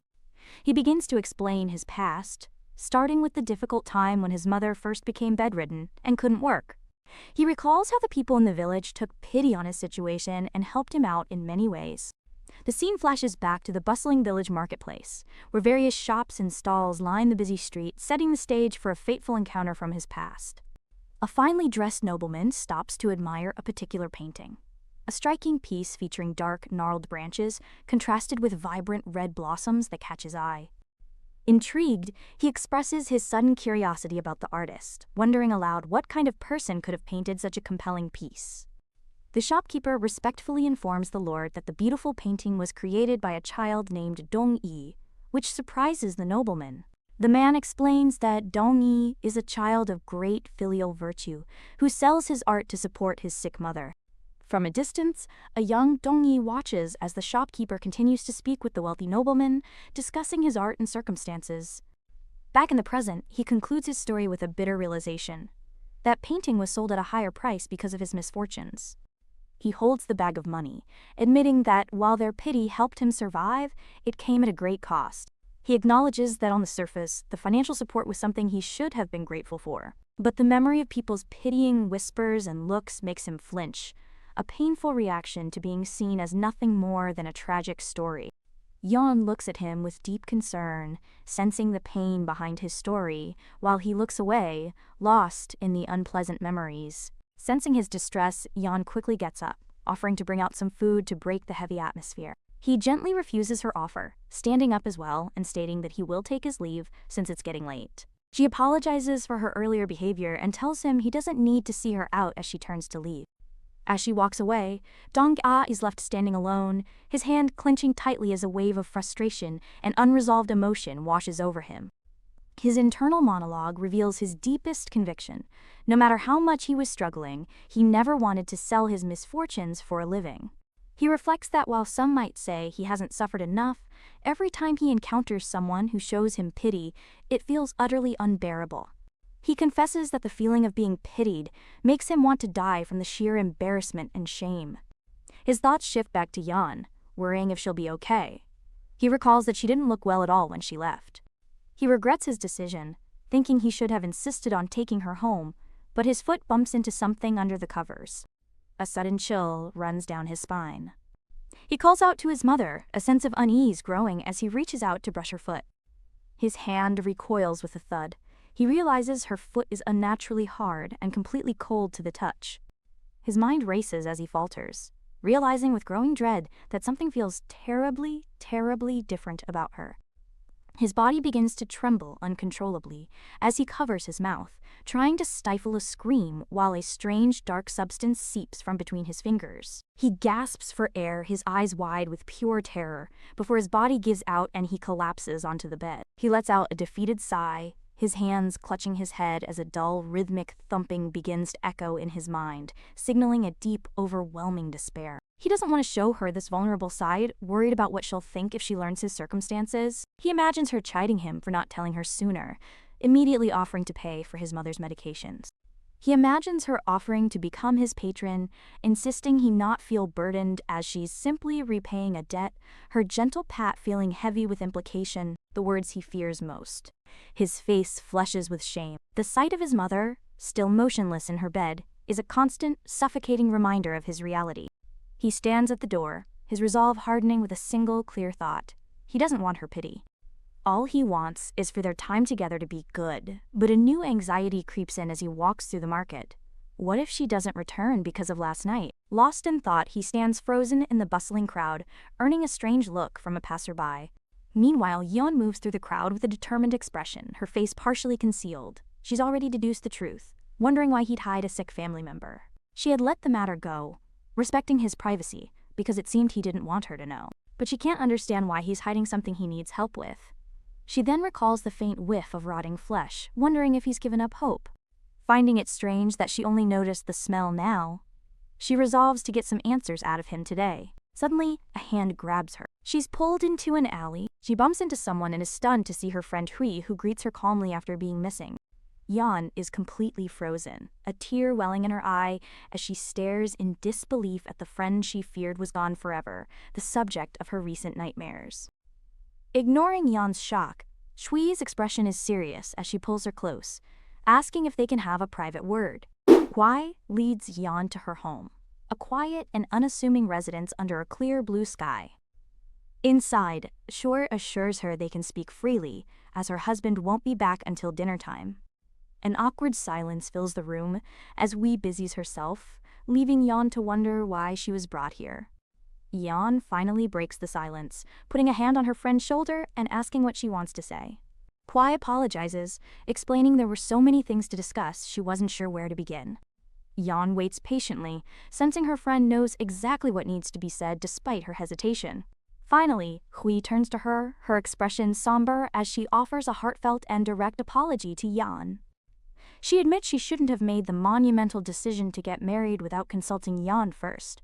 Hui explains her fear, knowing Yeon never approved of a Gumiho becoming human, so she assumed she'd oppose the marriage. She spins around with a radiant smile, confessing how incredibly happy she was to see Yeon at her wedding because, to her, Yeon is like a parent. Hui clutches Yeon's hands, her voice filled with emotion. She apologizes for telling her so late and sincerely thanks her for looking after her all this time. She apologizes for leaving her like this, especially since she knows how much Yeon hates being alone. Yeon's voice is quiet but firm as she cuts through the apologies with one important question. Are you happy now? The question catches Hui completely off guard, and tears immediately well up in her eyes. Through her tears, Hui gives a choked but definite answer, confirming that yes, she is truly happy. With that emotional confirmation, the two friends share a heartfelt embrace, finally closing the painful distance between them. As Hui continues to sob, Yeon gently asks what she will tell her husband when he asks why she was crying. Hui says she'll just claim she heard a sad story. Yeon teases her, recalling how she was always quick to cry, even remembering a silly moment from their past. Hui sniffles, admitting she can't help it. Then Yeon grabs her, saying, While we're on the topic of stories, with a mischievous glint, Kui confronts Yeon, exclaiming she heard a rumor that Yeon has fallen for a human in the village. Hwai presses her, asking if it's a false rumor, exclaiming there's no way Yeon would love a human. Yeon just sighs, looking uncomfortable. Yeon explains there's a guy she sees daily for repayment, but the story got twisted. Shui is shocked, exclaiming that repayment is also surprising news. Shui reflects on the false rumors about Yeon that circulated among mountain creatures, assuming the human realm was similar. She brings up ridiculous rumors, like the one where Yeon was conceived by a human and a Gumiho, which Yeon Riley confirms people said. Hwai continues, mentioning the most preposterous rumor, that Yeon was once a weak Gumiho who became strong after eating her own twin, which makes no sense. Yeon scoffs, her voice turning cold and sharp as she reminds Hui that she has been told numerous times never to bring that story up. The sudden shift in her demeanor is terrifying, her eyes filled with a chilling anger that silences Hui instantly. A chill fills the air as Hui quickly apologizes, her hand slipping away as the entire room freezes in a tense silence. Yeon pouts, clearly still annoyed by the topic. Hui watches her, sighing at her friend's stubbornness and lingering sensitivity. After a moment, Yeon changes the subject back, asking about the human Hui had mentioned earlier. She admits she doesn't know anything about love, but she does particularly adore him because he's cute. Noticing her friend's stunned silence, Yeon quickly backtracks, asking if her confession was too random. But Hui's shock quickly melts into pure delight, her eyes sparkling as she whispers how cute Yeon is. She springs up, grabbing Yeon.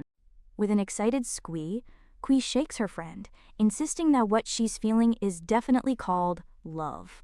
Yeon is left utterly bewildered by her friend's sudden and passionate declaration, unable to process her excitement.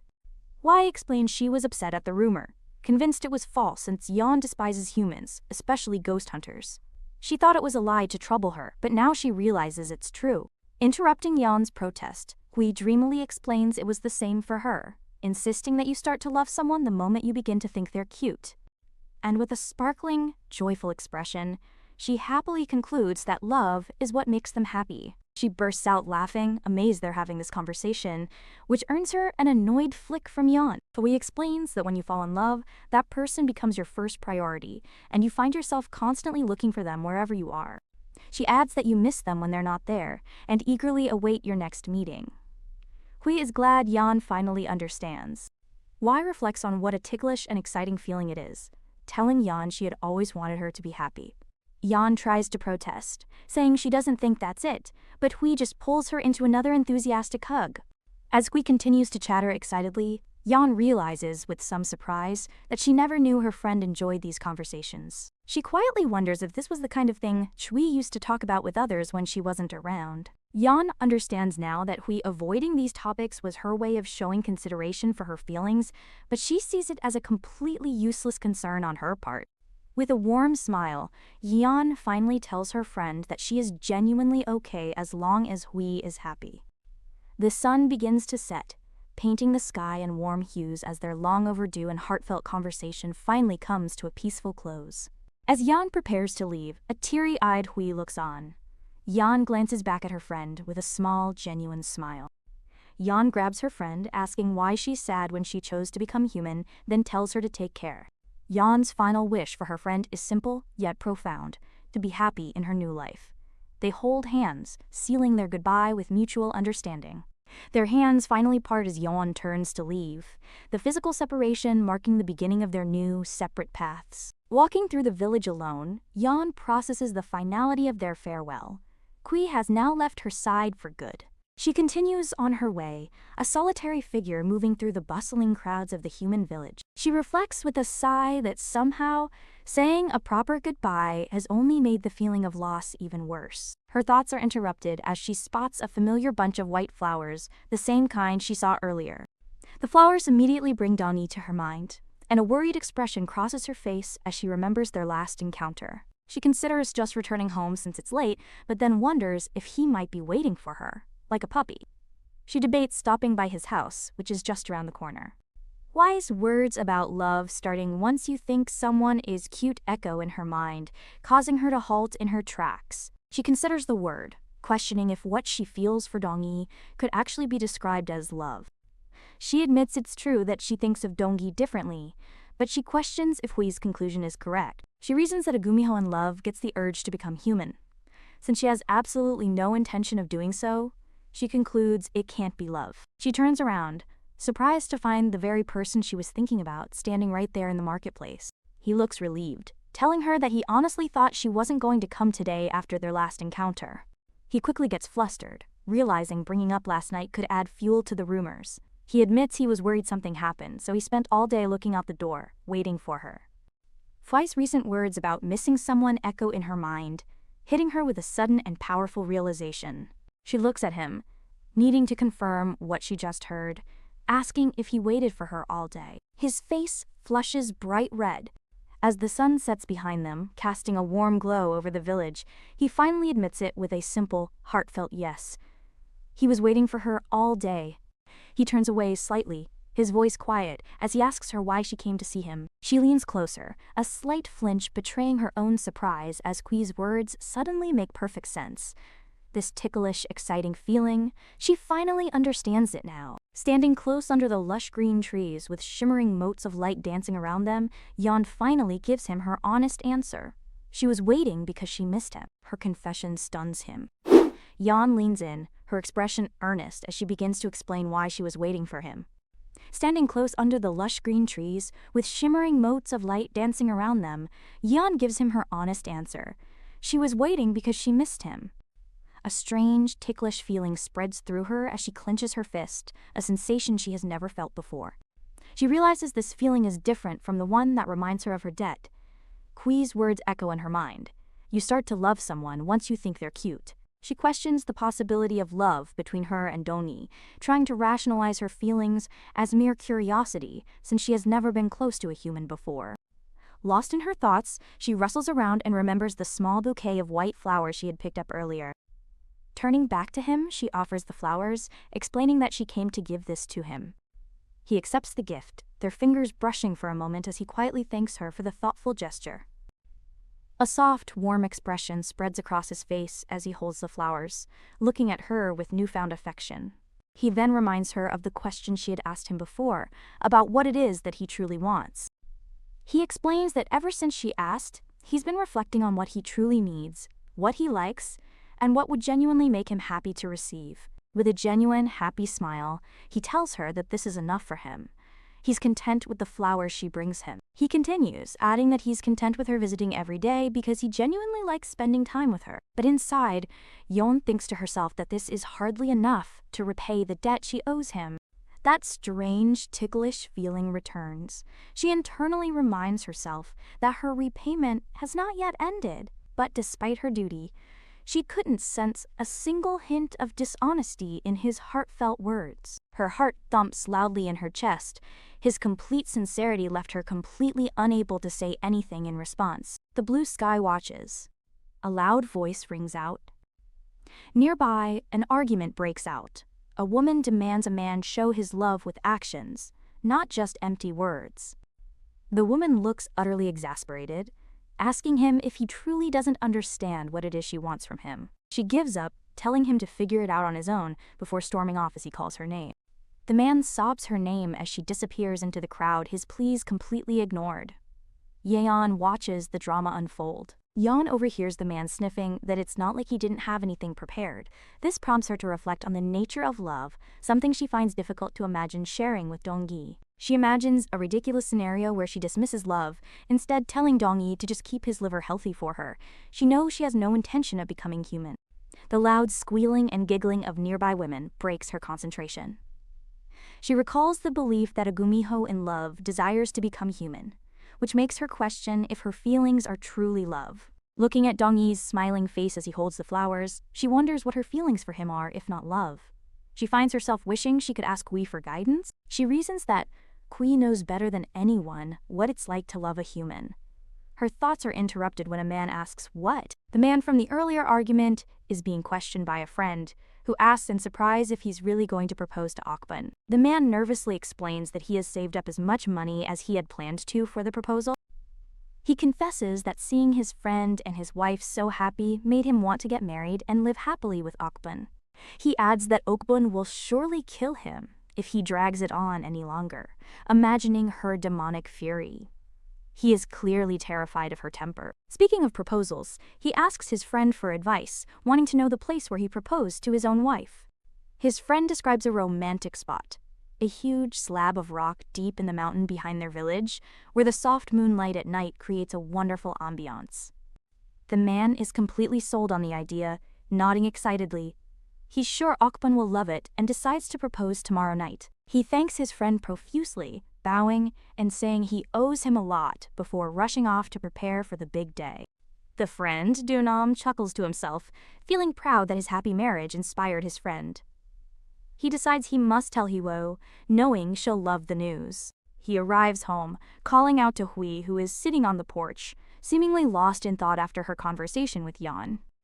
Hui turns with a gentle smile, acknowledging her husband's return, her mood much calmer than before. He rushes over excitedly, laughing as he asks if she knows what just happened, eager to share the good news. He starts to explain that his friend wants to get married because of them, but Hui suddenly slumps over and flops to the ground. He panics, completely shocked.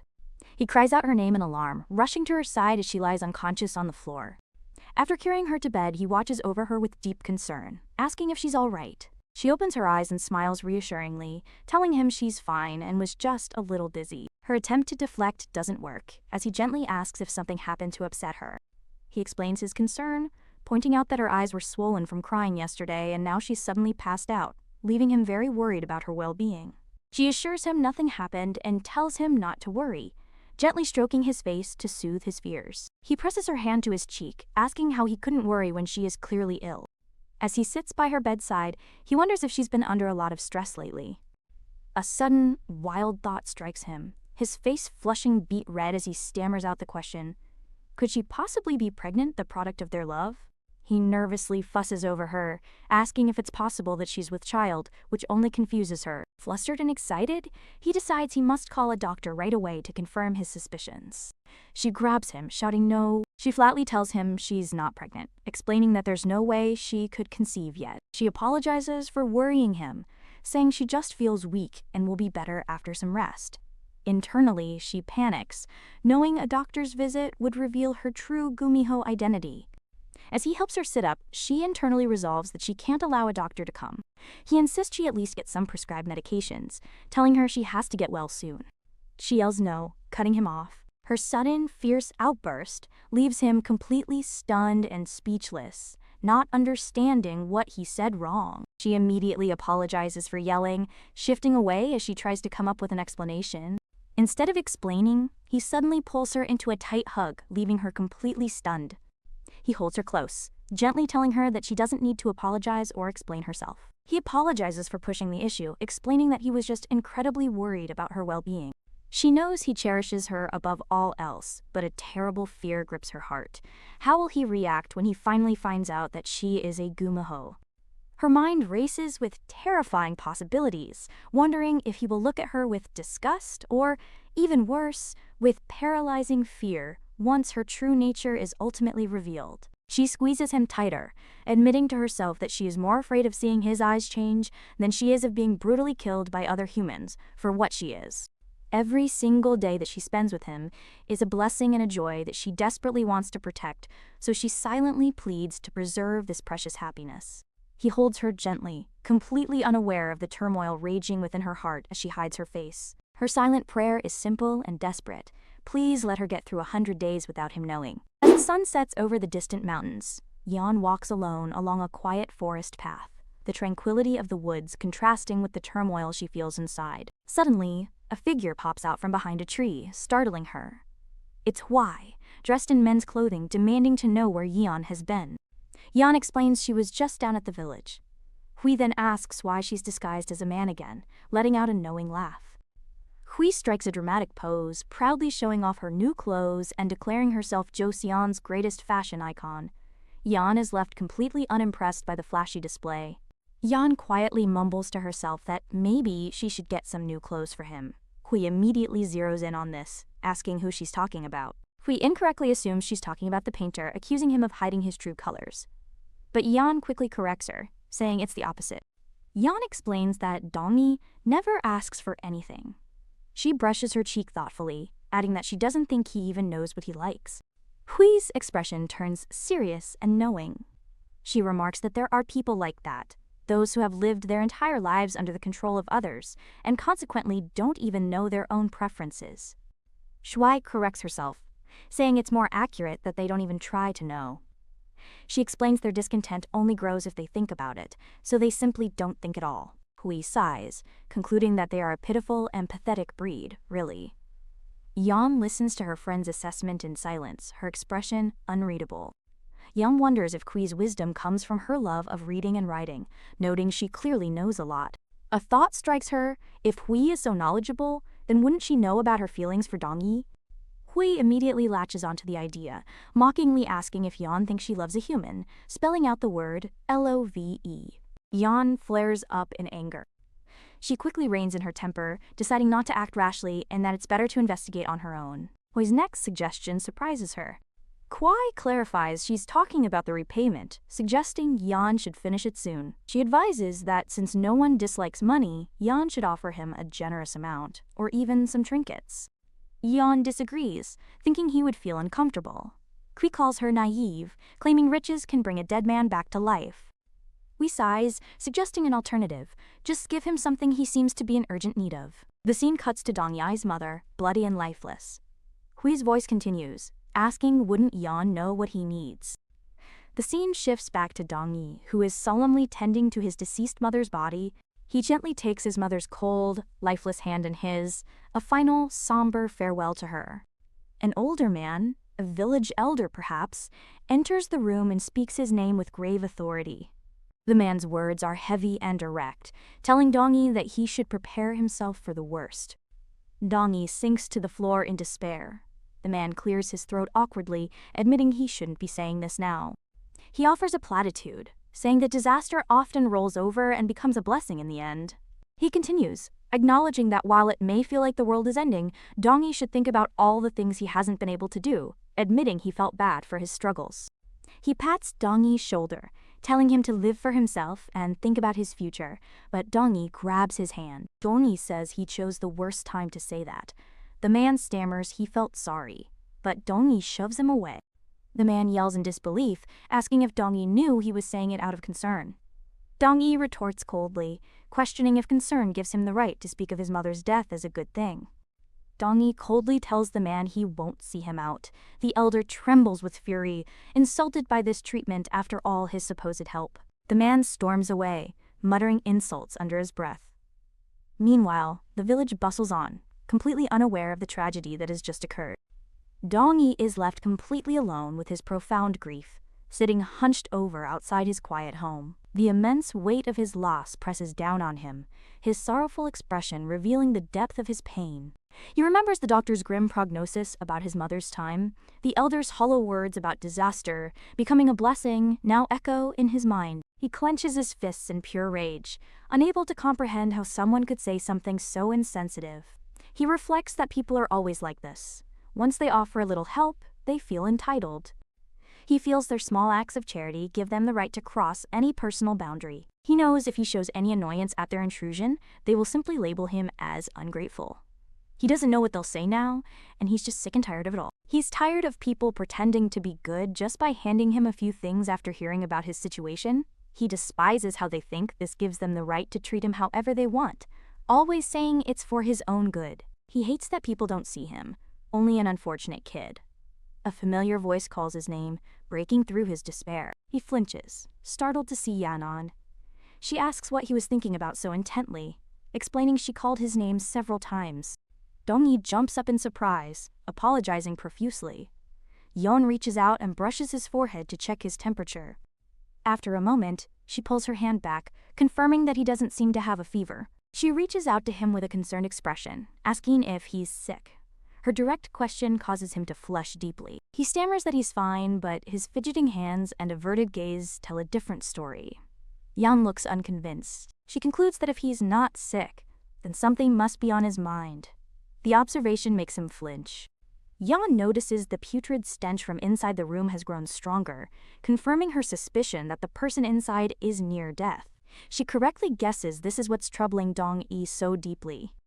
She gently offers her help, telling him he can talk to her if he wants, as she might be of assistance. He dismisses her offer, claiming it's no big deal and that he's just embarrassed to admit it's nothing important. Yeon wonders why he's trying so hard to hide it, questioning if there's a special reason. She knows that the more she pries, the more he will evade her questions.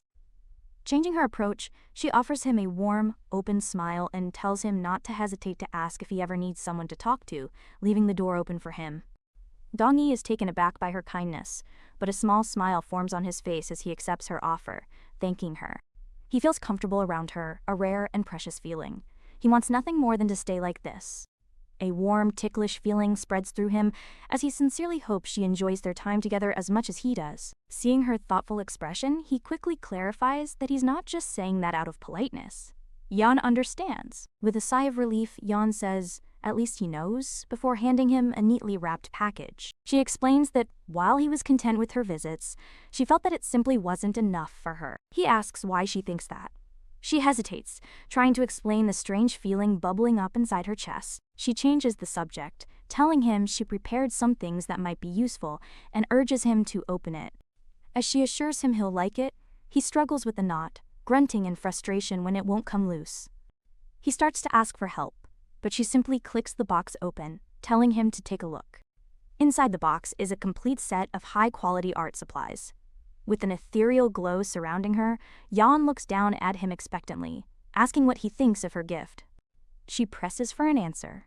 Dong-yi stares into the box, his eyes taking in the painting supplies of the highest quality. Alongside them is a bundle of money, more than enough to pay off all of his outstanding loans. He recalls her words about preparing something useful for him. The gift confirms his fear.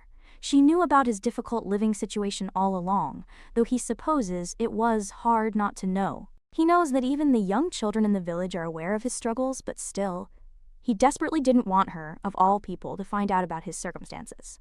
Yeon notices his silence, thinking this wasn't the reaction she hoped for. She tells him not to feel pressured, hoping the gift finally repays her debt. Dong-yi holds the box, his expression unreadable as he internally questions what he was even expecting from her. He looks away from her, his face flushing with a mix of shame and anger as he tells her he can't accept this. Overwhelmed with humiliation and wanting to disappear, he suddenly thrusts the box back into her hands, catching her completely by surprise. He turns and runs inside. Yeon calls his name as he leans against the door, panting heavily, his animal-like ears briefly visible in his distress. He berates himself, wondering if he's out of his mind. He can't believe he acted that way towards a noble, questioning why he'd do something so foolish when her money could solve all his problems. He tells himself this isn't the first time he's been shown pity, and that nothing has really changed. He tries to convince himself that all he has to do is simply close his eyes and take it. But tears stream down his face, a testament to the profound pain and humiliation he feels in this moment, a sorrow that his pride simply cannot swallow, no matter how hard he tries to force it down. He grips the door, his knuckles white, realizing he can't accept this kind of pity, not from her. He questions why, asking himself how she is any different from everyone else who has offered him their charity before. A memory of them walking together surfaces, a moment of simple happiness and comfort he cherished. He slams his head against the door, the thumping sound echoing his turmoil. He knows there is a difference. The truth finally hits him with the force of a physical blow, a realization he can no longer deny or run away from. The reason she is different, the reason this hurts so much, is because he's in love with her. Outside, Yeon still holds the box, confused by his reaction, while he remains hidden behind the door. A voice, perhaps his own conscience or a memory, reminds him of a critical truth. In the same room, his mother's body lies cold and still under a sheet. He stands by the door, trapped between the impossible love he feels for Yeon and the inescapable reality of his profound loss. A heavy silence hangs in the air. Yeon stands alone outside the closed door, her breath faltering as she desperately wonders where it all went so wrong. She looks on in complete confusion, unable to understand why he is so deeply upset by her gesture. Her intentions had been so simple and pure. She had only wanted to see him smile again. She clutches the rejected gift, her face a mask of confusion and hurt over his unexpected and harsh reaction. Meanwhile, the scene shifts abruptly back to Hui's home, where her husband cries out in distress. He pleads with her to lie down, insisting she doesn't look well, but she resists, claiming she's better now. Frustrated, he declares he won't have it, forbidding her from setting foot outside the room for the rest of the day. She suddenly surprises him with a quick peck on the cheek, catching him completely off guard and sending him crashing. She playfully whips him with her sleeve, telling him to go sweep the yard instead of wrestling with her. He sighs in defeat, resigned to his fate of sweeping the yard under the bright blue sky. While sweeping, Dunam notes that Chui seems to have regained her strength. Still, he believes a proper medical examination would be better for her. He's bothered she's hiding something. But her health comes first, so he resolves to make her some herbal tonics. A woman approaches, and he's surprised, saying he almost didn't recognize her. She scoffs, accusing him of feigning ignorance. Okbun reveals she heard he was the one who recommended the proposal spot to Guidong, catching him completely off guard. She sighs, figuring Guidong prepared everything because he told him to. She then thanks him for giving her suitor a push. Dunam quickly denies it, insisting he didn't do anything and that it was all Guidong's decision to propose. Okbun is surprised by this. A soft blush spreads across her face as she realizes he decided to propose himself. Flustered and happy, she suddenly announces that she should get going, twitching nervously. Dunam asks if she's going there early. She explains she has nothing else to do, so she'll go breathe some fresh mountain air. With a mischievous laugh, she adds that it's also a perfect opportunity to prank Weidong while he waits for her. She turns back with a bright smile, thanking Dunam again. She promises that she and Guidong will visit him tomorrow. As Okbun waves and departs, Dunam smiles, remembering that the proposal spot was also where he and Hui first met. The place is very meaningful to him, and he sincerely hopes it becomes just as special for the new couple. In a secluded clearing deep within the woods, a mysterious woman sits alone amidst ancient, cracked stones, completely focused on her writing as she waits for someone to arrive. She muses that it should be time for Yeon to return. She notes her friend is staying out later than usual, wondering if she has finally discovered the pleasure of mingling with humans. She thinks that late bloomers have it worse and decides to ask what they did, but a sudden booming sound startles her. The booming continues, shaking her. An enraged, nine-tailed Gumiho descends from the sky, her voice ringing with fury as she confronts the woman. The woman grabs the Gumiho, shouting at her for trying to give money to a man who doesn't like it. She screams that Dongi doesn't like money. The Gumiho retorts that such a person can't possibly exist. The Gumiho slaps her hard. The woman regrets listening to the Gumiho, angry that she fell for her tricks again. The Gumiho denies lying this time. The Gumiho attacks fiercely. She smacks her hand away, demanding to know what's wrong. She's frustrated, thinking she could finally give him what he wanted. The Gumiho mockingly asks if she's taking it out on her.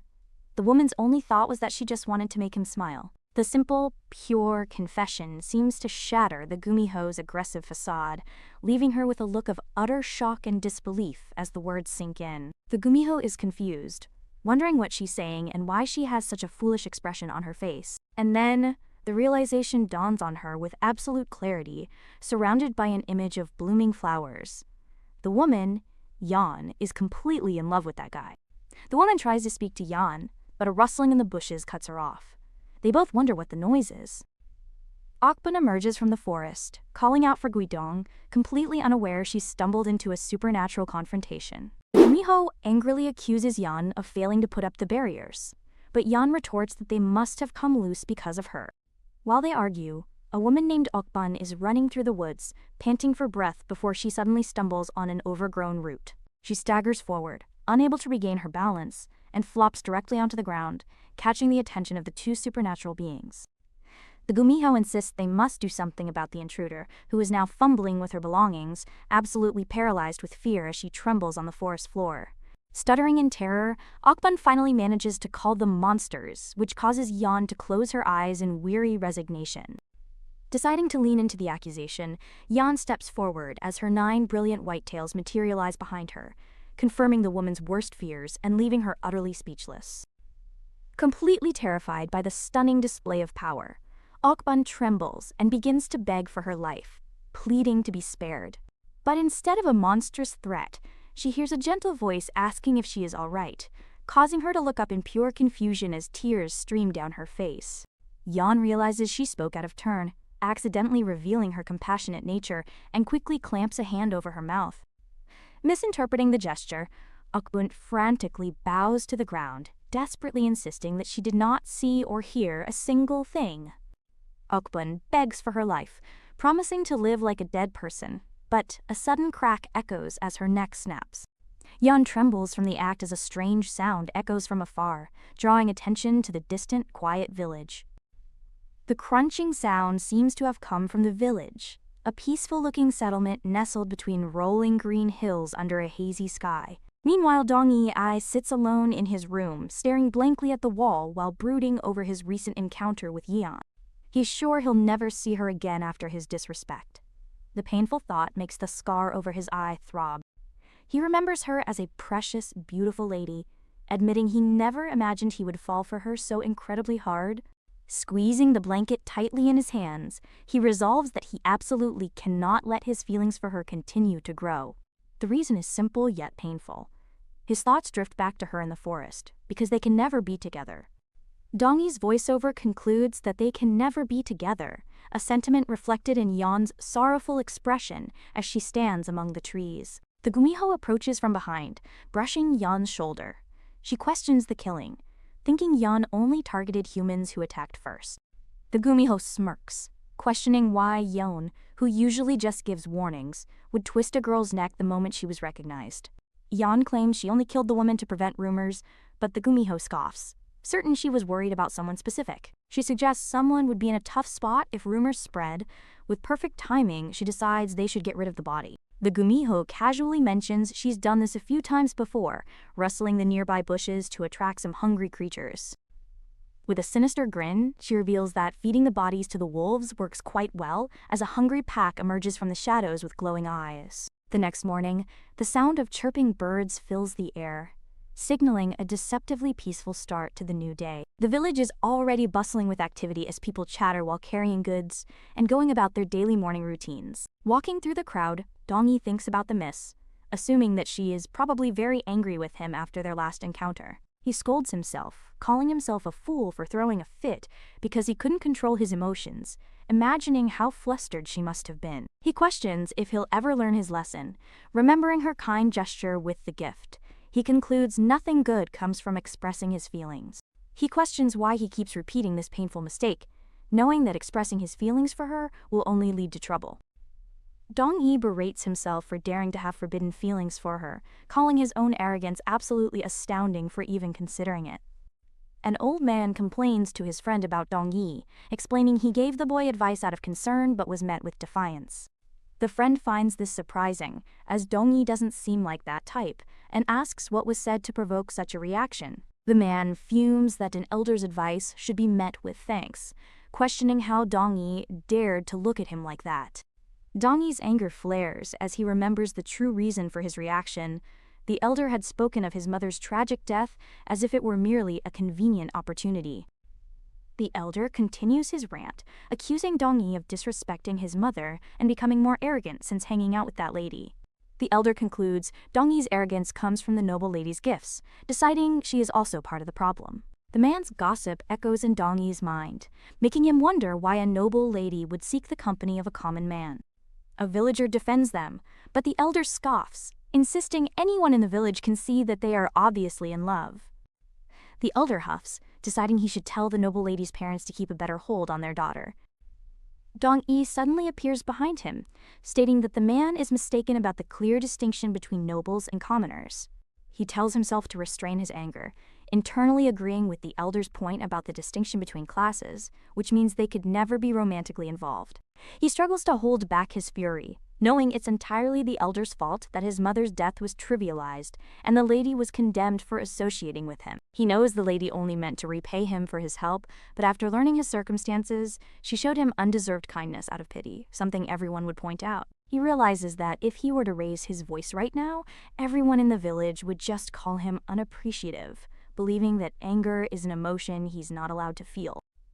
Dong-yi calmly explains his anger, stating the elder spoke of his mother's death as if it were a good thing. The elder is stunned into silence as Dong-yi internally realizes the only emotions he's permitted to express are ones that will make him appear pitiful and nice to the villagers. He acknowledges the elder's concern, but states that calling her death a blessing is an inappropriate way to think about it. As the elder stammers and the villagers murmur, Dongyi knows he must restrain himself to keep people on his side, but another villager questions if he really shifted the blame. As the villagers begin to whisper among themselves, the elder is left standing awkwardly in the middle of the crowd. He quickly tries to backtrack, insisting that he didn't mean it that way, but the crowd has already turned against him. Dongyi knows a little flattery will make the simple-minded man forget he was ever angry, especially since he was in the wrong. He reflects that if he had simply behaved as he always does, there would have been no problem at all. This leads him to a critical question that he can't seem to answer. Why couldn't he hide his true feelings in front of her? Even as two concerned village women approach him, his mind remains completely preoccupied with his uncharacteristic display of emotion towards Yeon. Meanwhile, the elder's friend turns and staggers away from the murmuring crowd, complaining that he always knew that man would cause trouble. A man crashes into him. He recognizes the frantic man as Guidong, who is panting for breath as he desperately grabs the man's robes for support. His face is flushed and covered in sweat, his eyes wide with panic as he desperately asks if he has seen Okbun. Unbeknownst to him, the only trace left of the poor woman is a single, delicate pink flower from her hair ornament, lying forgotten on the forest floor where she met her untimely end. An old woman notices the commotion and asks Dongyi if he has any idea what's happening, but he claims to be clueless. She dismissively agrees, remarking that news barely reaches his isolated house, so of course he wouldn't know what's going on. Realizing her comment might have been rude, she quickly backtracks and insists she didn't mean it in a bad way. She stammers that villagers aren't avoiding him, just giving him space. Dongyi admits her strong reaction is actually more hurtful. She mentally kicks herself for her big mouth, frantically trying to figure out how to change the subject before it gets more awkward. Suddenly spotting someone approaching, she excitedly calls out to the miss, catching Dongyi completely off guard with the unexpected arrival. Delighted by the visitor's consistent presence, she gleefully rushes inside, telling Dongyi to take his time with the noble lady. Left alone, Dongyi stands frozen for a moment, his heart thumping in his chest as he processes the sudden encounter. His mind races as he wonders why she would come. He immediately assumes she's here to reproach him for his disrespectful behavior, a punishment he feels he deserves for acting up in front of a noble. He thinks it wouldn't be strange to get a beating right now, but flinches when a hand lands on his shoulder. He knows he should be begging for forgiveness, but his mind goes blank as his heart thumps loudly. Yeon speaks first, calmly stating that her gift seems to have upset him. Startled by her directness, he whips around, trying to stammer out an explanation for his behavior from the day before. Yeon gently smiles, pleased that she finally has his attention. She then asks if he would please spare her a moment. She squeezes his arm for emphasis, repeating her request. Internally, she recognizes his flustered reaction, thinking to herself, "This again." She observes that he is blushing furiously, his face flushing a deep red as he pointedly avoids making eye contact with her. As he turns away in embarrassment, she can't help but find his shy demeanor cute, prompting her to question her own intentions. She thinks about her feelings, clarifying that she doesn't want to marry him and become human like her acquaintance, Sion did. Instead, she realizes that simply being in his company is a blissful experience, and that his happiness has become her ultimate desire. This desire manifests as a dark, violent urge to get rid of anything that could ever harm him, a thought visualized through a brutal scene of blood-soaked skulls and spider lilies. After confronting this intense, protective, and violent new instinct within herself, she is left with one simple, profound question: is this love? While searching the woods, a villager sighs and asks his friend, Dunam, how the distraught Guidong is holding up. Dunam reports that he took him home, but the poor man was so overwhelmed with grief that he eventually fell asleep crying. The men exchange concerned glances, their grim expressions showing they understand the gravity of the situation and the unlikelihood of a happy ending. As dusk approaches, their leader decides to call off the search for the day, planning to resume their efforts in the morning. One man wonders what to tell Guidong, but another scoffs, believing he must already suspect what happened to Okbun in the mountains. A tear slips down Donam's cheek as he is overcome with guilt, whispering to himself that this entire tragedy is his fault. He blames himself completely, remembering that this only happened because he was the one who recommended the fateful proposal spot to Guidong. He reflects that just because nothing bad had ever happened to him in that area, it was foolish to assume it was safe. His realization that the mountains aren't safe at night is punctuated by a grim discovery. Akbun's broken hair ornament lying discarded in the dirt, a silent testament to her fate. Watching the search party from the shadows of the forest, the Gumiho who had been arguing with Yeon wonders if they finally found the evidence. The Gumiho lounges in a tree, asking what Yeon will do now that evidence was found, reminding her she was told not to leave traces. She scoffs, admitting she doesn't understand why Yeon would even want to return the body to the villagers in the first place. As Yeon teleports away in a flash of green light, the Gumiho watches from the shadows, certain that this compassionate decision will come back to haunt her later on. Elsewhere, Dongyi is completely out of breath, gasping for air and sweating profusely as he tries to keep up with the mists. He complains about how far they're going, noting the sun is setting and he's not in a position to leave his house. She keeps pulling him along, ignoring his protests until he shouts in frustration, begging for her to please listen to him. Yeon snaps back that he talks a lot, insisting they're almost there. Dongyi retorts, asking how many times she's said that. She insists they're really close and tells him to be quiet, giving his arm a sharp yank to pull him forward. Dongyi pants heavily, completely stunned by her physical power and wondering how a noble lady could possibly be so strong. He realizes it's not just her strength. They have been walking for about an hour without any rest, and yet she hasn't even broken a sweat, showing no signs of fatigue at all. Yeon smacks Dongyi's face to get his attention, halting him mid-sentence and announcing that they have finally arrived at their destination. His gaze lifts, and what he sees is so breathtakingly beautiful that it renders him completely speechless, his previous complaints instantly forgotten. From the mountaintop, the entire village unfolds below them in a stunning panorama, bathed in the warm, golden light of the setting sun that glitters across the landscape. The scenic view of the village from the mountaintops makes his heart thump in his chest, captivated by the incredible sight. He takes in the sunlight streaming through the foliage and the gentle presence of the woman standing beside him. He realizes that everything within his line of sight, including the mist, was so blindingly beautiful in that perfect moment. Yeon turns to him with a soft, knowing smile, her features illuminated by the warm, sparkling light, looking more beautiful than he has ever seen her before. Staring at her, Dongyi admits to himself that he couldn't help but fall in love with it all. As they stand together in the golden light, his heart begins to pound in his chest, the sound echoing his newfound realization. But his joy is short-lived as reality sets in. He turns away, face hardening as he tells himself he has to stop. He believes his feelings will only bring harm to both of them, given their different stations in life. He tries to convince himself that there are far more important things in the world to consider than his own personal feelings, symbolized by the vibrant red flowers. Looking at the memory of her gift, he desperately hopes these overwhelming emotions will eventually subside with the passage of time, just as they always have before. He clings to the hope that these feelings will fade away, just like they always have in the past. After coming to a decision, he calls out to the mists, breaking the silence as the sun continues to set. With his back turned to her, he delivers the painful final blow, telling her that from now on, he does not want her visiting him anymore, creating an unbreachable distance between them. Dongyi's harsh words echo in the quiet landscape, as he firmly tells Yeon he doesn't want her visiting him anymore. He adds that she has already done more than enough to repay him. Yeon reaches out, trying to protest his sudden rejection. Before her hand can make contact, he snatches his arm away, leaving her stunned and calling out his name in disbelief. He turns his back on her, creating a physical and emotional distance as he states they shouldn't grow any closer.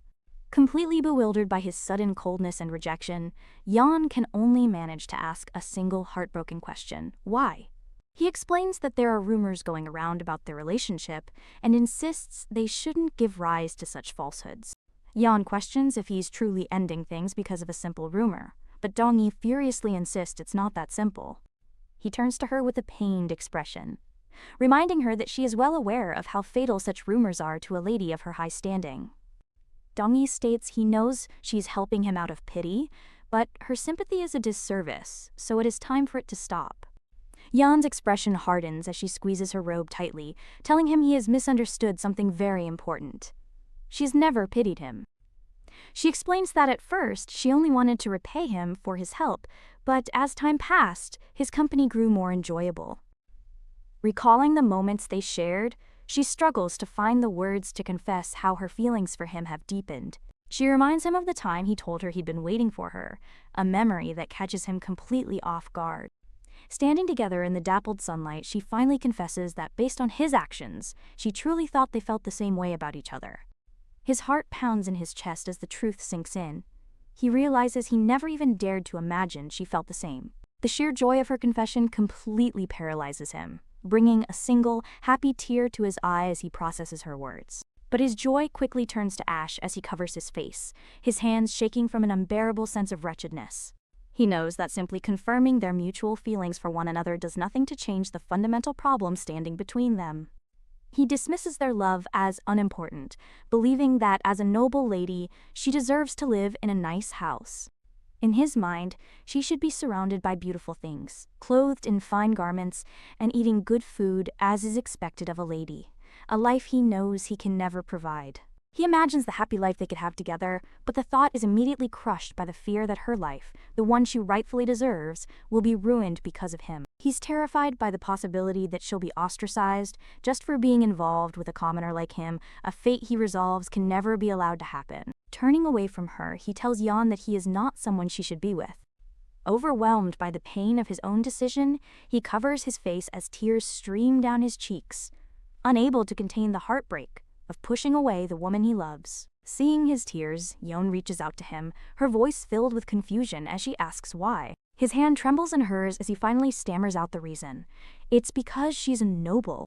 He pushes her away slightly, insisting she must know that humans are divided by rank, unlike a commoner like him. Yeon cuts him off, stepping closer. She points out that he keeps talking about social status, but never denies feeling the same way. Her direct question leaves him speechless and flustered, a fresh tear trickling down his face as he weakly claims he doesn't understand what she's talking about, unable to meet her gaze. Pushing her hand away, he insists she must be mistaken, claiming there's no way she could love someone like him. Yeon stands before him, her expression unreadable but firm, her silence a stark contrast to his emotional turmoil as she prepares to counter his rejection. A small smile plays on her lips as she decides she has no choice since he keeps denying her feelings for him.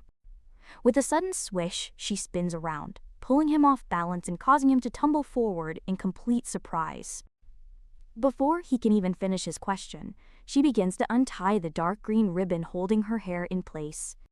As the ribbon falls away, her hair transforms from dark brown to a cascade of brilliant flowing white, revealing her true, non-human nature to the shocked Dong-i, who has fallen to the ground. She steps towards him with a confident smile, asking what he thinks. Since she isn't human, their status no longer matters. Leaning in close to his utterly dumbfounded face, she lets out a small, playful laugh, enjoying his complete and total shock at her sudden transformation. In a surprising display of strength, she brushes past his defenses and pins him against a large tree, leaving him no room to escape her sudden advance. She gives him a triumphant, almost predatory grin, her eyes gleaming with confidence as she asks him if she's right about their status no longer being an issue between them. As a single tear escapes his eye, Dong-i finally understands. He recalls the words of another, realizing in this moment that what Yeon had told him was actually true all along. His face flushes as he's overwhelmed by her touch and the truth of her words. In that moment, he finally accepts that what he's been feeling all along was truly love. Later that evening, a somber mood settles over the village as night begins to fall, the earlier commotion having died down. Guidong stands alone before a closed gate, his expression hollow as he grieves for the missing Okbun. His grief follows him into his sleep, where a nightmare causes him to cry out her name in anguish. He dreams of her last happy words to him, where she was cheerfully thanking his friend Dunam and promising that the two of them would visit him the next day, a promise now tragically broken. He wakes with a sudden gasp, clutching his chest as the painful reality of his loss crashes down on him once more. Elsewhere, his friend Donam trudges home, panting with exhaustion after the long and fruitless search for Okbun in the mountains.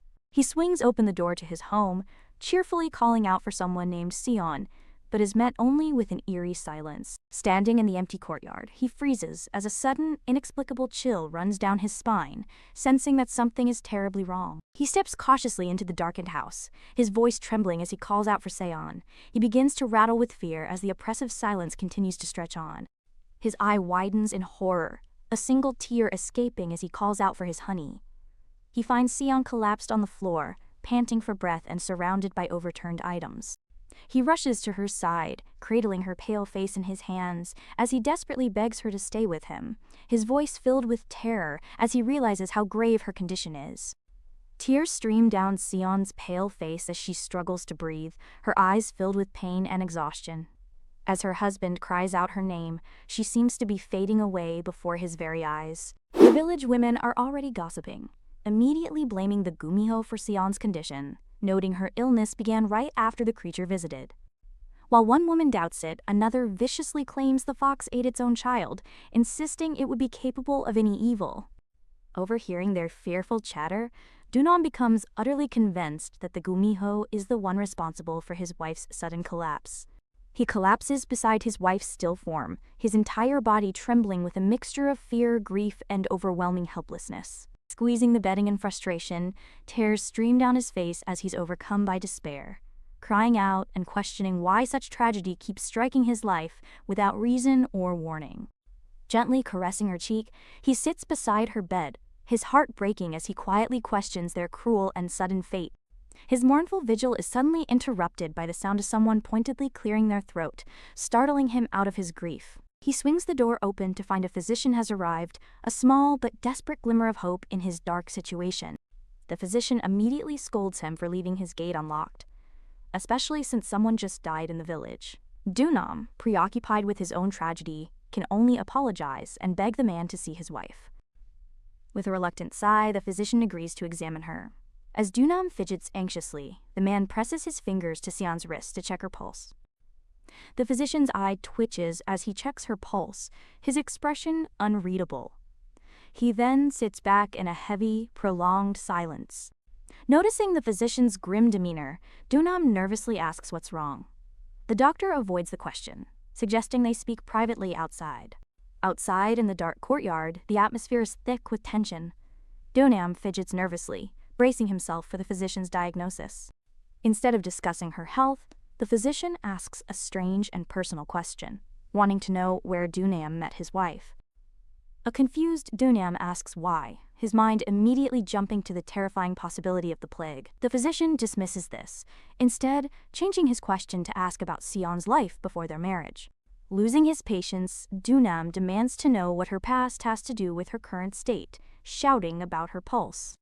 The physician's face is grim as he delivers the shocking news, explaining her pulse reveals a problem unrelated to her health. The doctor finally reveals the unbelievable truth he discovered while examining Seon. He declares with certainty that her pulse is not that of a human being, completely shattering Dunom's understanding of his wife. The revelation triggers a memory for Dongyi. He recalls Yeon's confession and her pointed question about her non-human nature being a problem. He remembers his initial, panicked reaction, shouting that of course it was a problem before clamping a hand over his mouth in shock. Yeon recalls their mutual confession. Since his worries about their status were gone, she had honestly thought he would finally be happy. She worries he might reject her again, remembering his initial panicked declaration that he could never love a non-human. Dongyi spins to face her, calling her Miss. She corrects him, saying to call her Yeon before he asks to question her. His heart thumps loudly as he finally whispers the question burning in his mind, asking her what exactly she is. Yeon lets out a small, amused scoff. Instead of giving him a direct answer, she just playfully replies, "Who knows?" She challenges him to find out for himself, leading him through a vast, beautiful field of bright yellow flowers. She smiles warmly, revealing this is the exact place she picked the flowers she gave him on her first visit. She asks for his opinion on the beautiful field, and he blushes, admitting that it is indeed very pretty. Yeon laughs, telling him his reaction makes her effort worthwhile, which only leaves Dongyi confused about what effort she means. With a dramatic pop, she makes a startling confession, proudly declaring that she is the owner of this entire mountain, leaving Dongyi utterly flabbergasted by the revelation. Dongyi gasps, asking if she's a mountain god. Yeon refutes this, saying she just looks after them and wouldn't take on such a tedious role. He points out that mountain gods do look after their mountains, tilting his head in confusion, which Yeon finds incredibly cute. She sighs and agrees to a game since telling him outright is no fun. She proposes a bet. She'll answer one question a day, and if he can guess what she is in 20 days, he wins. She smiles brightly at him from across the field of yellow flowers, asking him what he thinks of her proposal. Dong-yi soberly points out that a bet must have a price, cautiously asking what she will take from him if he loses. She laughs, saying she'll take her time on his price. As for his prize, she thoughtfully considers what to offer if he wins. She makes him an incredible offer, promising that if he can successfully guess her identity within the time limit, she will grant him one wish, a prize that leaves him completely stunned. She clarifies that she will grant whatever he desires, picking a small bouquet of the yellow flowers and offering them to him. Taking the flowers, he makes his first guess for the day, asking if she is a dokaibi, since they like making bets. She immediately shouts, "No." The scene shifts to a quiet house where time ticks by, setting a suspenseful mood for the events inside. The physician's words echo in Donam's mind. Her pulse isn't human, and she is a creature that harms people. He remembers dismissing the doctor's words as foolish nonsense, immediately promising to call a different doctor for his wife. He recalls Yeon reassuring him, saying she just felt weak and would be better after some rest. The memory continues to when he suggested she also get her pulse checked, causing her to shout, "No!" in panic. The doctor's words about her inhuman pulse echo again as Donam remembers the shocking moment Yeon stabbed her own hand to avoid having her pulse checked, a desperate and bloody act of concealment. The weight of these memories crashes down on him, leaving him gasping for air as he processes the horrifying truth. He looks at his unconscious wife, finally understanding. He wonders if this incredible, dangerous secret is what she's been hiding. Suddenly, a mysterious man with his eyes covered by a blindfold appears beside the bed, his face grim and sweaty as he looms over the couple, his presence unexplained and deeply unsettling.